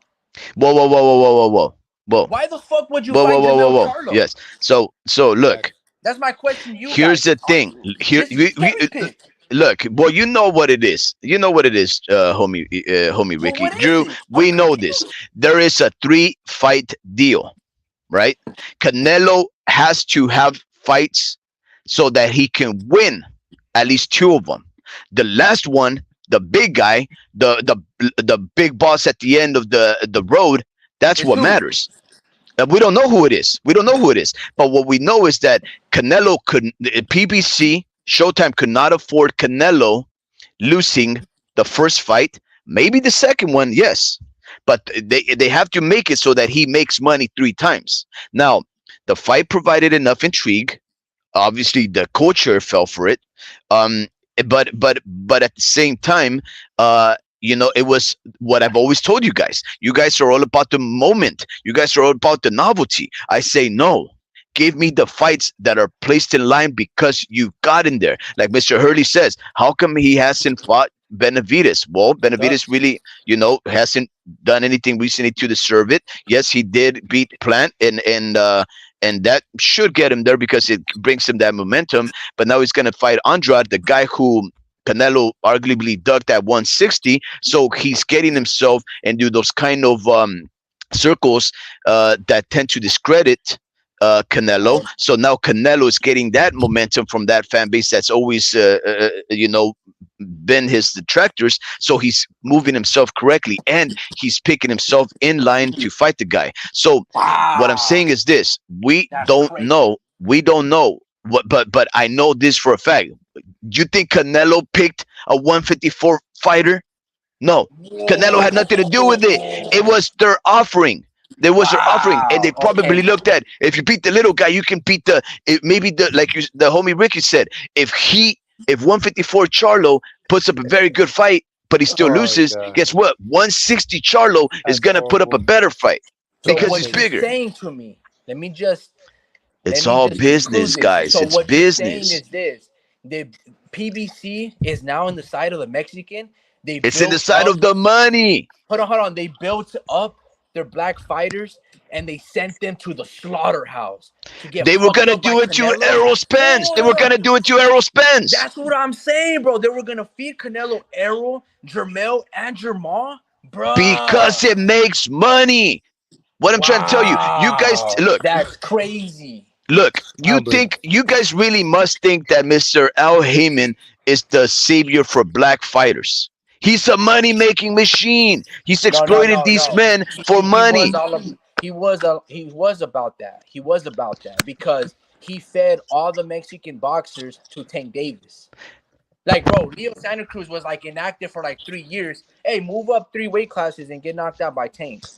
Look, homie Ricky. So hold on. So that's true. Remember So when Mr. Bob Arum wanted to wait, hold on. screw Before Bob over Arum, Pac-Man? You know what he before did? Bob Arum. He So put that's on. what he was doing, bro. That's what I he know, was but doing. Now, to your point, yeah, but you said also something like Canelo Alvarez. You think he chose the fighters, dude? It was Canelo Promotions presents a PBC event. You sent me the DAZN or you sent me yeah, some but you type know of when it picture where it became. said Canelo. Do Listen, you know when that became that? That was his If hold you on. brother's follow the promotion company. promotions, no, no, no. After they If you lost the follow the Showtime contract, after yeah, they yeah, lost, relax, it was relax. actually a very recent thing that happened. That Hold on. Relax, relax, you can look at the flyers before. relax. I understand. Relax, buddy. Relax. Canelo is the guy, bro. So the networks, the matchmakers, they can present names. I got Errol, I got Bud, I got Jermell, I got Jamal, I got David Benavides, I got X, Y, and Z. Canelo has to approve. He's the one that's the cash cow. Showtime can't bring in $50 million without Canelo and pay all these fighters. So Okay, Canelo signs off. So yes, these guys presented names, and he goes, "I wanted to fight Jermell. You know why? Because like homie 10 Ricky, years ago, he talked a lot of shit." homie Ricky, So homie yes, Ricky. I do believe Canelo Benavides has chose a Jermell, Benavides and and Andrade Jermell is had not a gonna say no. Benavides and Andrade had a fight penciled in before Canelo crossed over. One, Spence had already a fight where he ended up getting his ass beat by Terence Crawford. Two, he can't fight that guy. Charlo, the big Charlo, is going through depression and he hasn't fought in 2.5 years. Three, no, Crawford, he's the only guy, and guess what? Crawford is not a PBC guy. Listen, I'm gonna tell you this. Who's the only fighter that he can fight? Canelo ducked the Bivol rematch. 154 Charlo Canelo ducked the Bivol or rematch at Morel. You want him to fight 168. Morel? Hold on. Canelo ducked the Bivol rematch at 168, right? So he can cherry pick PBC trash. That's great. I don't want to see that fight. Guess what? Canelo has nothing to do at 175. Here's the other thing that Bivol is Who doing. said 175? Everybody, Bivol look, said he would go down to look, 168. look. That's Drew, great. You know what? Terrence Crawford wants to Drew, go check to your boy, man. Check your boy. 168. Terrence Crawford wants to go to 168. Guess what? I would rather see Terrence Crawford go up to 168 because at least he's an undisputed fighter that's fought in many more champions than Bivol has, and So you we've would never rather seen watch that Terrence fight Crawford move up 21 pounds than because he's Bivol an cutting down. because he's an Cutting undisputed. down Wait up. 7 pounds. Because he's an And who has undisputed a win fighter over that has had Canelo. that's beaten more champions than Bivol has, and we've Wow. never seen that fight. Now you Okay. want to see a All right. rematch Let me of the hear same what guy Drew just has to sucking down say. in weight? You just want a guy to suck down in weight and let me sell hear you what 80 Drew buck a fight? let me hear what Drew has to say. Drew, Yeah, let's hear that, Drew. would you My blood rather pressure's watch going up. would you rather watch Bud Crawford move up 21 pounds over Bivol cutting down 7 pounds and fighting at the weight class of Canelo for undisputed? Oh What would God, you here rather we watch, go. bro? Which one would I rather watch? Uh, bro, like Be honest now. that's such a hard. I mean, this is the thing though. Like, God, man, that's okay. So I'm looking at it as a fan, strictly just fan. Uh, I could throw a legit party. With a Canelo Crawford fight. That's the way I'm thinking as a party fan. Well, but Uh, hold on. Well, let him talk. Let him cook. Let him cook. and then Bivol, I'm gonna go to your house and we're gonna talk boxing because it's so good. You know, like it's such a good matchup. So yeah, my mind, my mind wants everything in order. I want Bivol. I ain't watching it with no one or like a lot of people at least because no one cares and I don't mind. Um, or I can have a big event or I can go to an event. You know, you're pretty much asking me to go to a party or to watch a boxing match by myself, like or you know. So I think I'm gonna have to lean. If I had to give you one though, I'm gonna have to go towards Bivol cutting 7 pounds. I don't want I don't want to see the results I'm seeing in my head that happen in real life. You know, like it's just keep that record, Crawford. Keep that record. Beat everyone. I would if I was your promoter, I'd probably be going for the 50-0 record. I'd probably, you know, uh tape like if I am gonna go up and fight Canelo, that's gonna be like it. Ideally, I would want it to be like years later because, and that's not realistic because they're old. I mean they're in their mid 30s, so it's a type of thing that it's either got to happen this year or next year.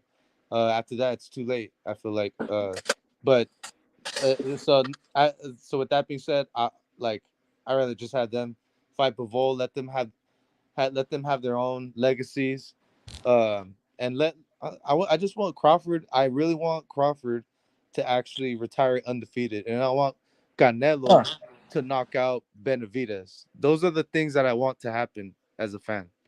You know, But why?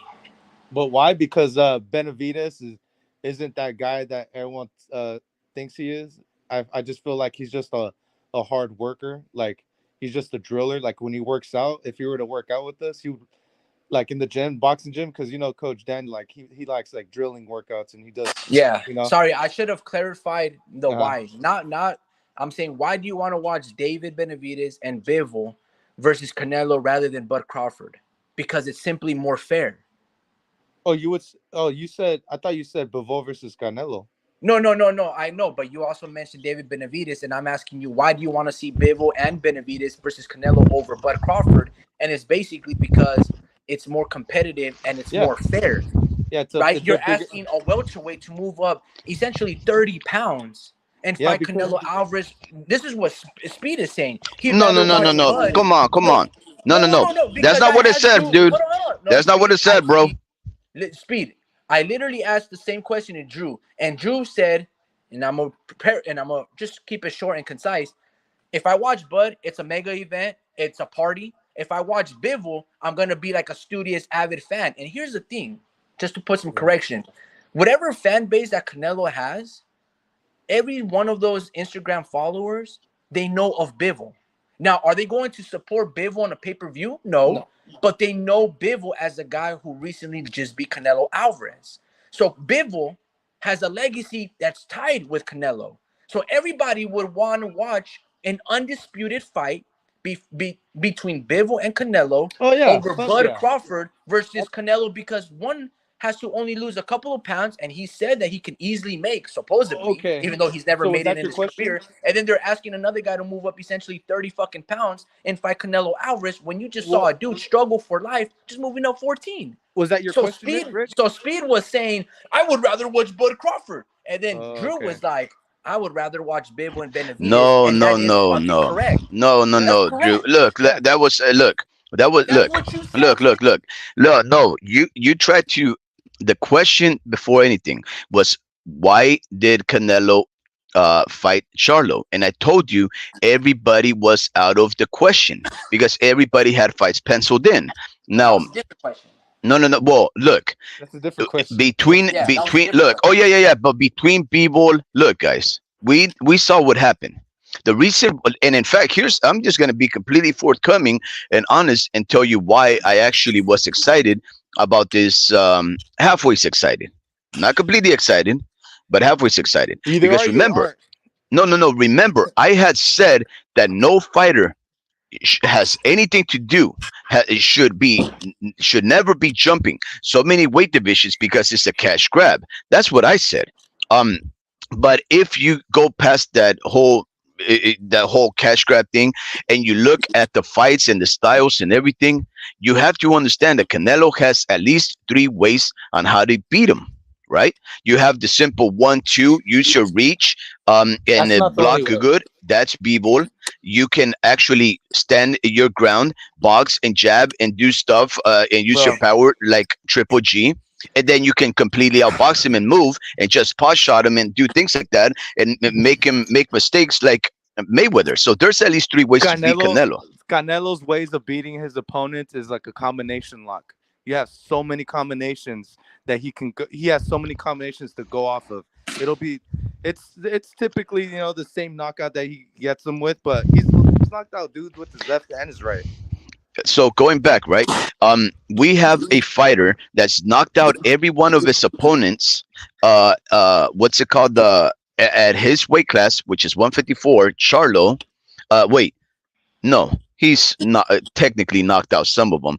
And similarly, Canelo, who has not had a full-fledged knockout in 10 fights. So we have a guy that's knocking out everybody. And in fact, homie Ricky had admitted that Charlo is probably the most powerful knockout artist that Canelo has faced in years. Now, when you put that into the equation and you look at the dimensions between Charlo and Bivol, the reach and height, then you can start imagining that if he goes in there with dog and the simple 1-2 and enough movement, that should be enough to offset the power of Canelo, right? But he never did that because he didn't fight. Now, we know this in hindsight, right? Now we know that Charlo didn't belong there. We had suspected, I had said that it was a BS fight, but nonetheless, we have to imagine the possibilities in a sport that's known for the puncher's chance. We know that you can get a guy from the street, and if he punches correctly and lands a good one, even the greatest fighter in the world will fall over because that's what the concept of a puncher's chance is. So I approach every fight with that idea that anything can happen. Long story short, Charlo could have won, and he No, didn't. Oh my God! Then why did you pay for it? If he was never gonna win, why did you pay for it? That's ridiculous. I You paid don't for just it throw because money. You just throw money for I nothing. had Elijah Garcia and Armando Resendez parlays, man. Okay. Anyways, going back. All right. Whatever. Okay, guys. A couple of things because I know around here is where the homie Ricky starts. Nah, keep Uh, cooking, keep cooking. no, I no, no, like no, no, this. no, no. I don't want to. I don't want. I'm just saying, like Canelo is a beatable fighter. Charlo could have beaten him Man. if he decided to scrap and fight and throw punches and look at all the film that's out there on how to beat Canelo. Use your physical advantages. Use your reach. Hold Believe in on. yourself. But no, this guy coward.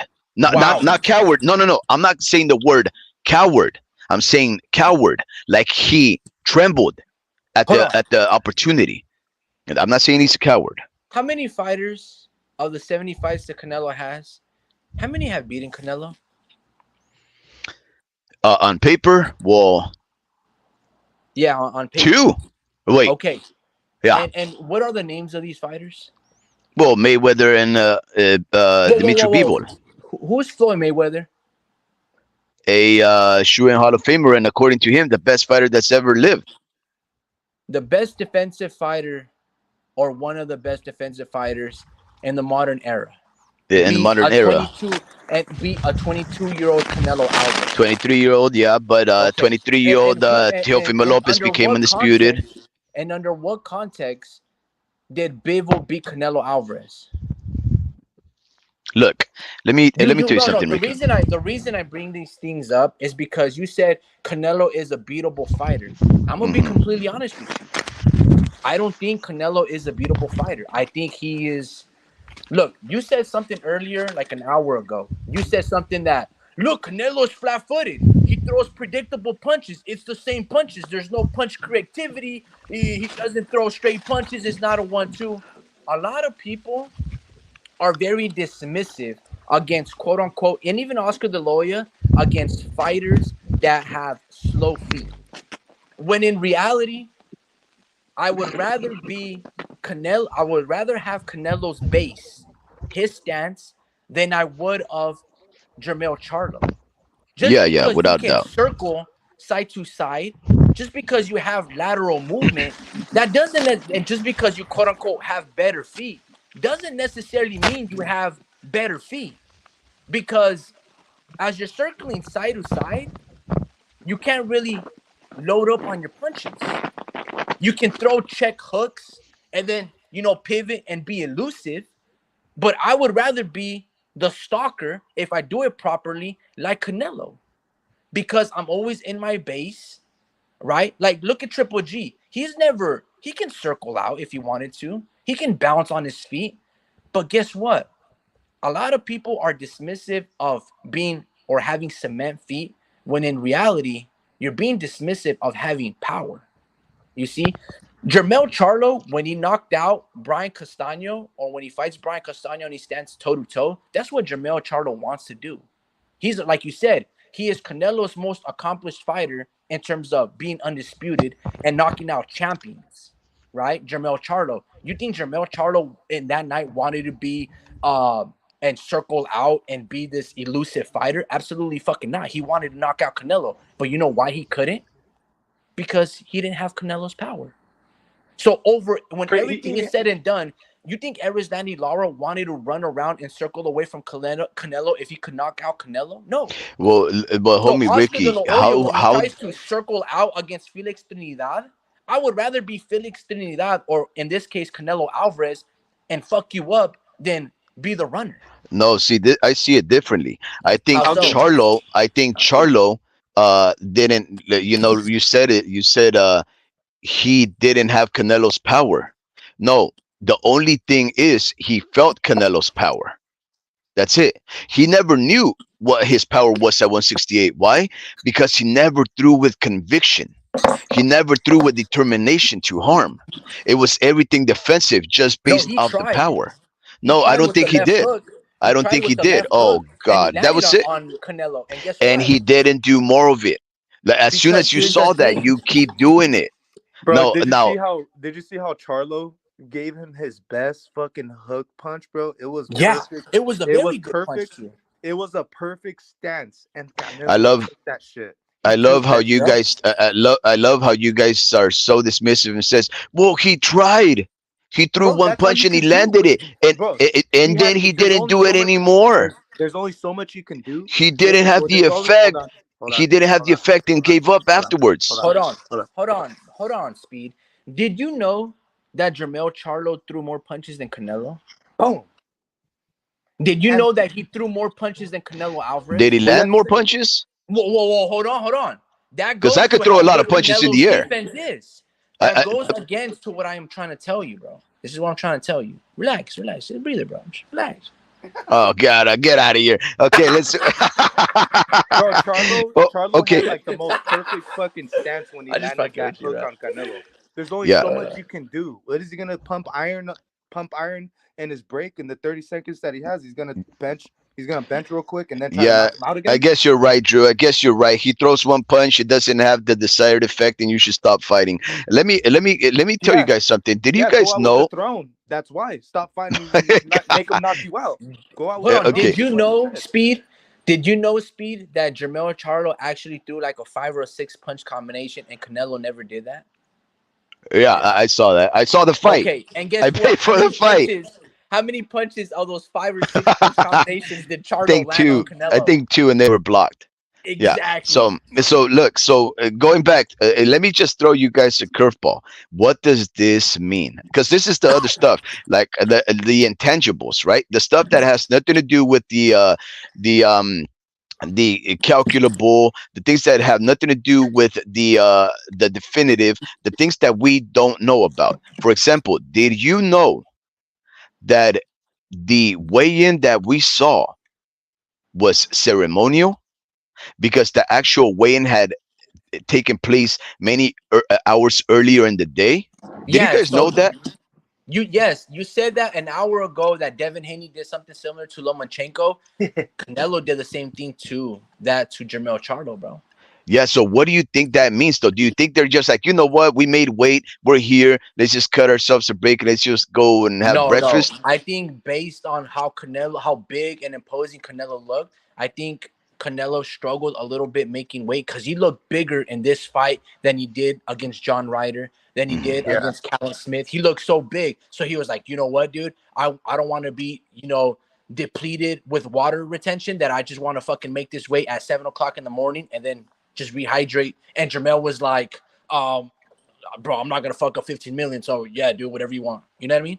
Yeah. Yeah. So then that just comes into then that just makes it brings up even more questions, right? Like how false, how pretentious it was for these fighters to go up there and make weight, to get these sanctioning bodies, to get these doctors to act like they're actually moving the little levers on the scale to make weight, and then making sure that these announcers broadcast the actual weights when they're fake. It's like Yeah. incredibly fake. I was like, my goodness, why are you guys going through this? Why don't you just say it's ceremonial?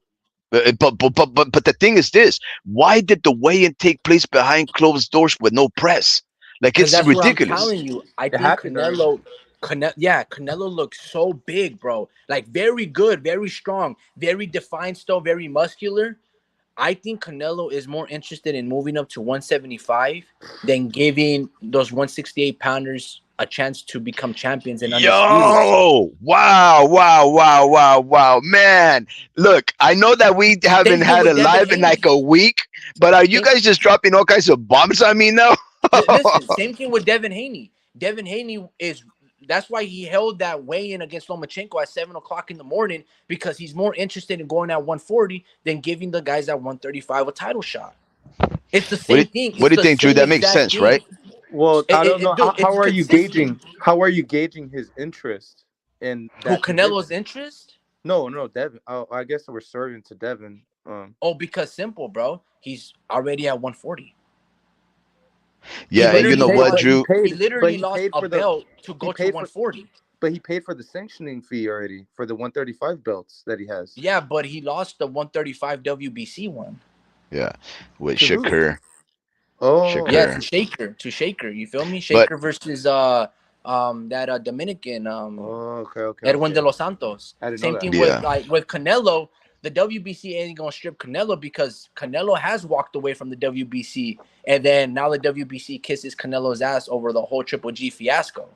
But here's the thing, homie Ricky, and you tell me what you think about this, Drew. What What you think? what the What you homie think? Ricky just said. You're saying that Canelo's preparing himself for a move at 175.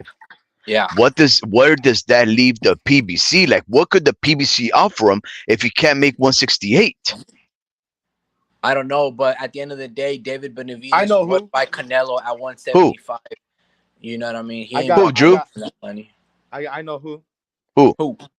Jai Otepi. Opetaya, that Jai Yeah. Opetaya guy. Yeah. Yo, come on. No, That's Joey what I'm he, saying. Pataya's he's a is he a cruiserweight. cruiserweight? Yeah, he's not a light heavy. I think he like 200 pounds, bro. That guy is a beast. Yeah, Yeah. Canelo better stay the fuck away from that. Yeah. That dude's big. Yeah. Yeah, that Yeah. guy will fuck it. I'm serious. Yeah, I'm sorry. But he Yeah, he yeah. not a PBC fighter. He like with No. ESPN or DAZN, right? Yeah, yeah. He's Am I tripping? I thought he was PBC. he's co-promoted by Eddie Hearn. Yeah. Okay. Yeah, that would be Yeah, a great fight though. But anyway. yeah, no, homie Ricky, there's so many questions now because of the whole behind suck. doors weigh-in that makes me Yeah. think what's Let- gonna let me- happen let with me Canelo's ask you- career because he has to make it 168 for at least two I more don't want- fights, guys. I don't want him Well, at hold, yeah, 175. that's a good point. That's what I was going to ask you because now that we know that Jermall's off the table, you know what I mean. But he's off the table right now. Doesn't mean he's off the table for May. Same thing with David Benavidez. David Benavidez is off the table right now, but maybe for not Cinco de Mayo because he's gonna fight Demetrius Andrade. But who is There's no Canelo's next possibility. opponent? Is Canelo going to fight? I doubt he's going to fight in December this year. So he's more than likely going to fight Cinco de Mayo because PBC don't really have a big roster right now. There's nobody sellable because they're all tied down. That's why Yeah. So the 175 only doesn't free make person sense. is Bud Crawford. So what is Go, Canelo Drew. going to do next? You answer Like, that what do you guys question. see? Yeah, you answer it. What do you think is next for Canelo? Not 175, man. That just don't. It just, it doesn't make sense. Like, I need. Jaime Munguia? Man, he's too big. Once at 175. Wait, Oh, no, guys. 168. Whoa. Let's be realistic. Those are cross promotion fights. We're talking about Canelo have two more fights, and we would suppose that they're going to be at 168. So Yeah. start there, Drew. Yeah, like it's gonna be David Benavidez, and then after that, it's probably gonna be like a rematch, against like Caleb Plant or maybe even what's his name? Yeah, the winner of it's gonna be the winner of Boo Boo and Benavidez. No. If Boo Boo wins, I think Boo Boo would actually fight Canelo. But I think David would fight Canelo too. It just, I would think it'd be the winner of that fight. It just makes more sense. They're gonna come a lot of momentum, so that just makes sense for Cinco de Mayo. You know what I mean? Yeah, and then after that, he would because there was a video out saying now he's talking like this, bro. He's talking about he didn't say yes or no to this fight, but you guys seen Jake Paul's fucking post, right? He was trying to manifest it and all that. Well, now Canelo's changing his words a little bit. Did you hear that? On the Jake Paul fight? Yeah, he said maybe in 2 years, bro. 2 years is around the corner. He said maybe in 2 years. That's around the corner. Like he's pretty much saying he's gonna retire in 2 years, right? Doesn't that sound like that? Yeah. That's kind of what it sounds saying, like. It sounds like this is his last contract. His last 2 fights right here. This is it. Yeah, I would agree with that. That makes a lot of sense. Yeah, because he's giving us hints like that, and all we gotta do is connect the dots, and it's like, well, you're not gonna sign another contract Who? between that time. Oh, I'm sorry. Who are we talking about?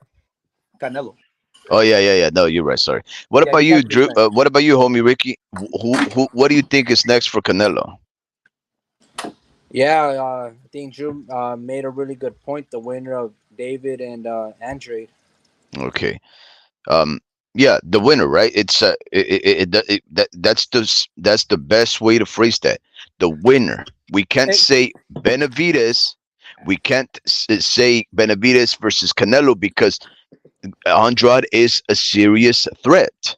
Now, I think that if Benavides wins, it would definitely be a fight that Canelo would take and that the PBC would approve of. I think they would be hard pressed to sell Andrade to as a Canelo fight, especially if Andrade doesn't, come in perform as a violent individual. But here's the thing, guys: if this fight happens, Canelo would take 8 or so months before that date would come up because he just fought right now. May is 8 months away. Is that typical for a Canelo wait to take so long for him to fight? No, Last year he no, took three they're gonna fights. announce it. They're gonna announce it like Christmas time or some shit. Like around that time. But yeah, no. Ah, so he wouldn't necessarily wait until Cinco de Mayo. hmm But this is the thing. Nah, I'm just kidding. Um, hey, I was actually gonna say, Rick, did you already go through what you with your little trip? Like, did you talk about that already? I didn't hear how you Yeah, I were. mean, I didn't Yeah, really. you missed it, bro. It was the Oh, funnest. you did? Damn. Relax. Nah, I But didn't. I didn't really talk about it too in detail, but I did bring it up. okay, for sure. Yeah, I'll just listen to it then. Act like I'm talking to Yeah, and I mean, if you you. want me to talk about it, I can talk about it, man. You got any questions? I'll answer 'em. No, man. You got back yesterday or what? Yeah, I got back last night, like around 9:15 p.m. Oh, nice. Yeah, man, it was. I don't like flying. I'm gonna be completely honest with you. Too many Final Destination films. Um, so I didn't really feel comfortable flying. We did run into a little bit of turbulence leaving from Dallas, Fort Worth, Texas, Why? over here. I guess there was like a storm.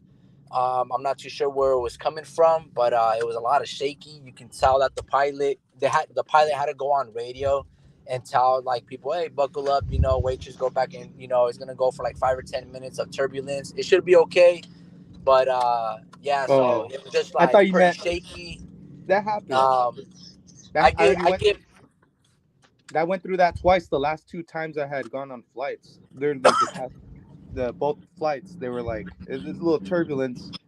I was like, yeah. okay, okay.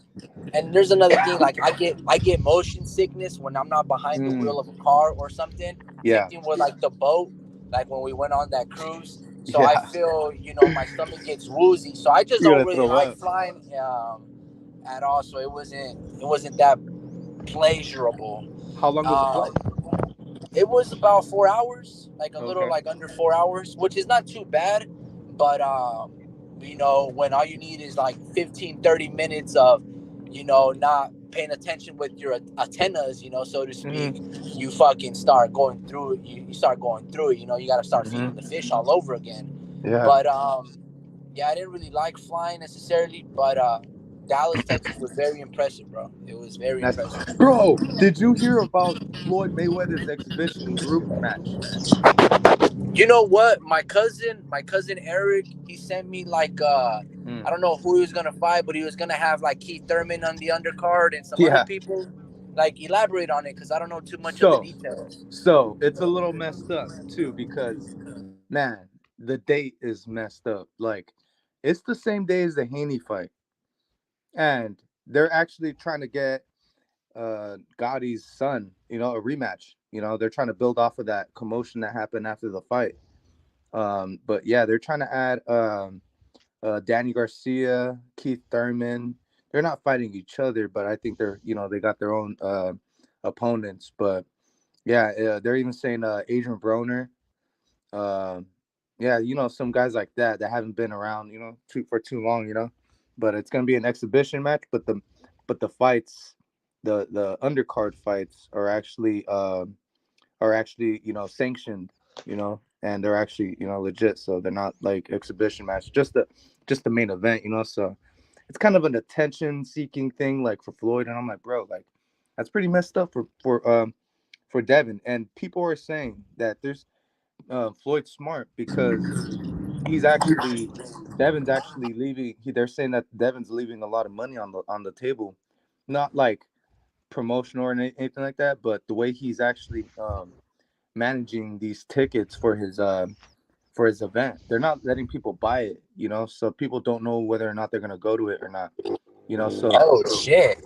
yeah, What? so he's actually waiting 24 hours before the thing or something like that, a couple hours before, like 48 hours before the actual fight, and so he can actually raise those prices up, and so it can actually go, for a lot. So it's like it's kind of like messed up because people there's no back end money, so he's gonna find that out later, but like yeah, like it's pretty messed up. Usually, you see the results coming in like, okay, we're almost sold out or whatever the case may be, but I guess he's not risking it because he knows he'll sell out. Everything's gonna sell Who's out. in the NASCAR race right now?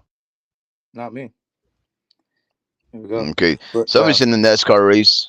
yeah, no, Look, I was just if you're but interested, if anybody is interested in going and attending the Devin Haney fight, and I you're selling tickets. suppose tomorrow.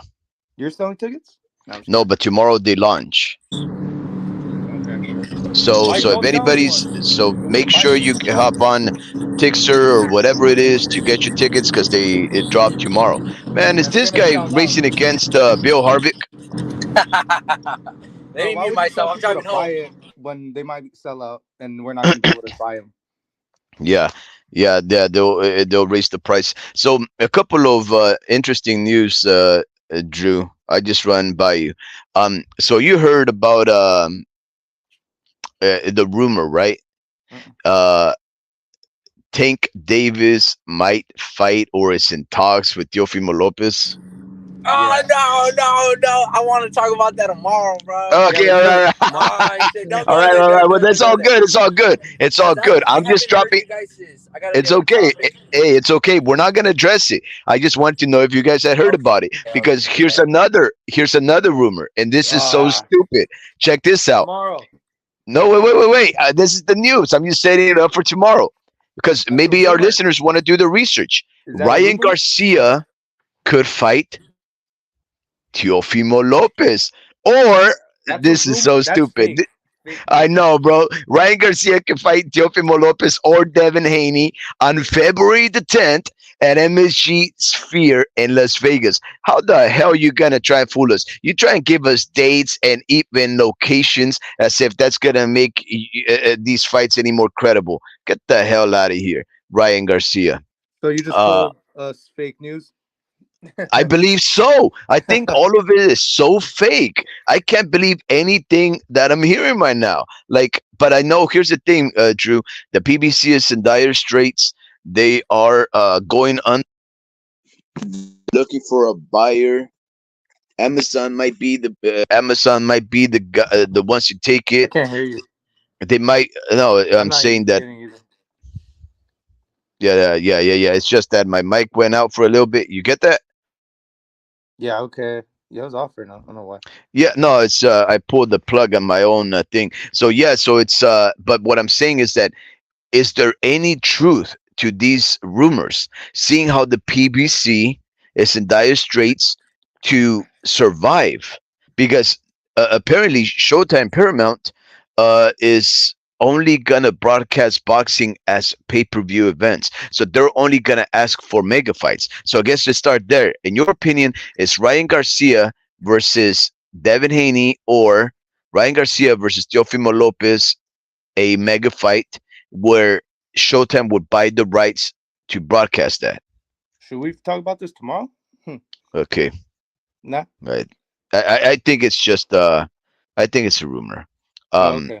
Nah, I think because he's gonna hey, fight here's Oscar one that I Duarte. agree with. Check He's this gonna out. fight.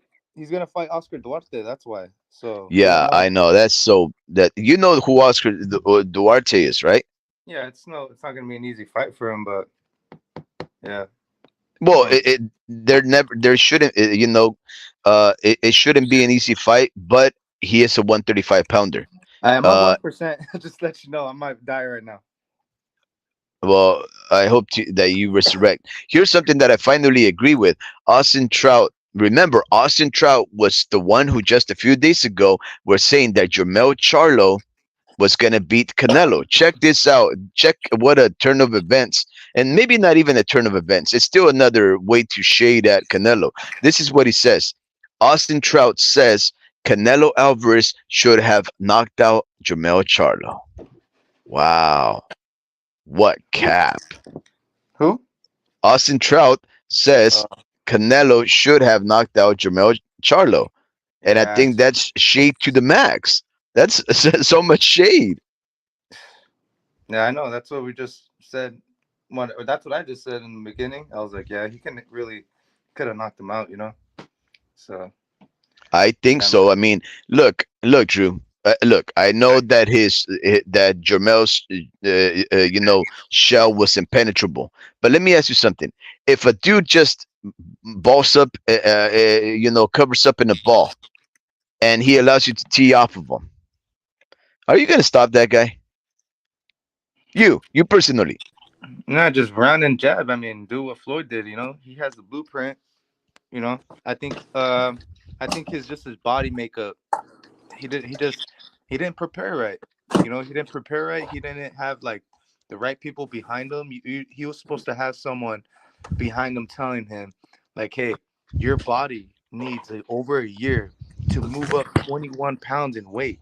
Like, like it takes a lot of time to build like that dense muscle. You know, you don't want to walk around having this, you know, like having like muscle that's kind of like only 2 years old, you know, like, or I mean 2 years old, 2 months old, you know, like that you just hit real quick, you know, like it takes time to like to build all this muscle that you have, you know, like I feel like Crawford, I keep going back to this because, you know, it's hard to like really compare another fighter to enough like this besides Hmm. Crawford.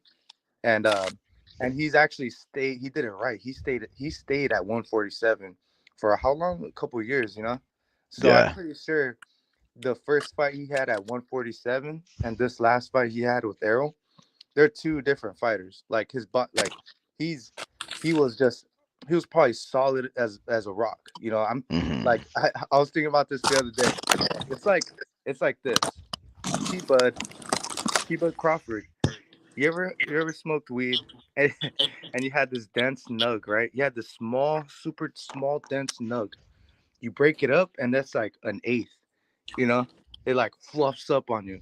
That's Crawford. Crawford's really big on the inside, but Hmm. he's really Wow, what dense. a good analogy. But he's dense. But he's dense. But he's small and he's dense.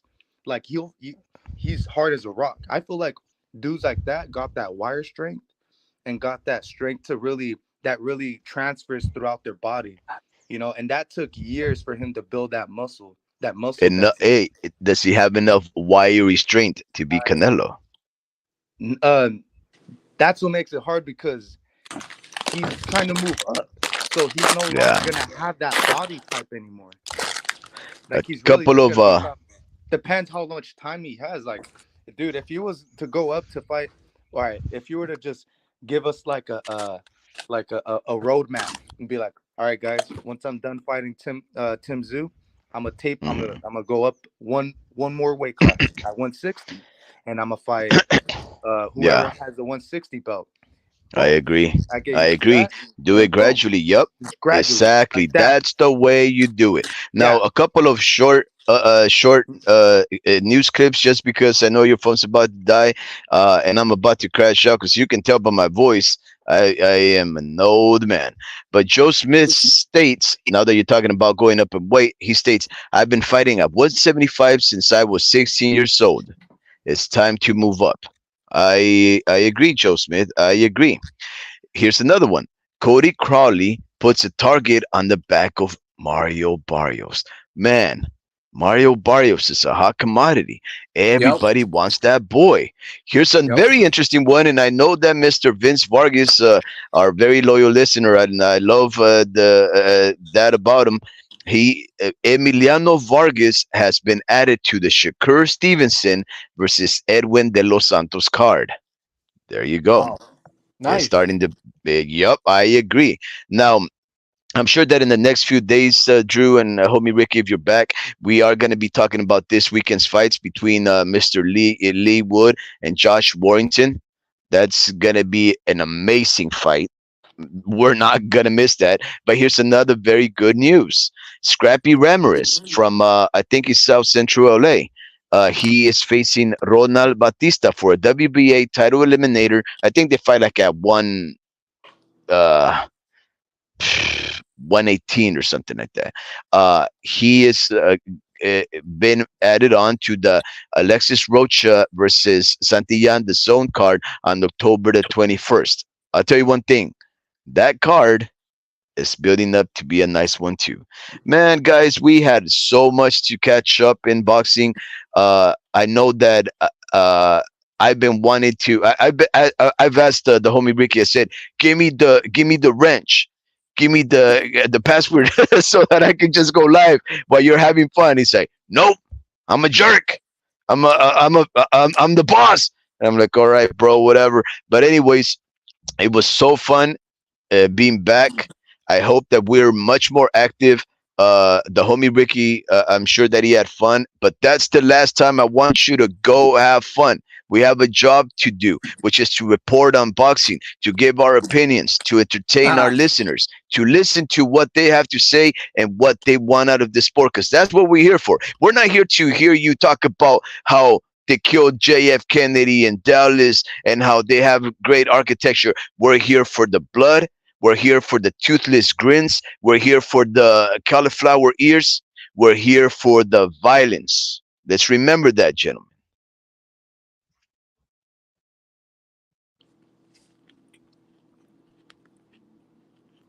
And and I think that was it. All right, just to say goodbye to everybody, Mr. Vince Vargas. Always a pleasure, sir. Always a pleasure seeing you here in our little broadcast. Mr. Adam Hurley, the same to you, sir. You are very astute. Very both of you gentlemen are very astute. Well, you have to be astute to listen to us, but you guys are definitely very respectful gentlemen who know what they want of the sport. We love having you guys, and we love seeing you guys chat, and we love addressing your comments. We hope we did that respectfully today. I know that we were all excited, Drew and the homie Ricky and myself, to catch up and talk about everything that happened in the homie Ricky's absence and the fact that we did not go live. So I know that this live was just going left, right, up and down, BA, select, start. But it's great to have the homie Ricky back. I want to probe his brain on what he experienced over there in Dallas. I want to talk about real estate. I want to talk about that brisket. I want to talk about how good that brisket is. But Yeah, I man. guess We'll we'll talk leave it about for this another another day. day. Yes, sir. Yes, sir. Yes, sir. Have a good night, guys. And I'll Yeah, see y'all on the next one. that's right. And Dreamer Vargas, have a wonderful night, sir. You have one. A lot of Vargas in today's live. All right, homie. Good night. Good night, Drew. Good night, guys.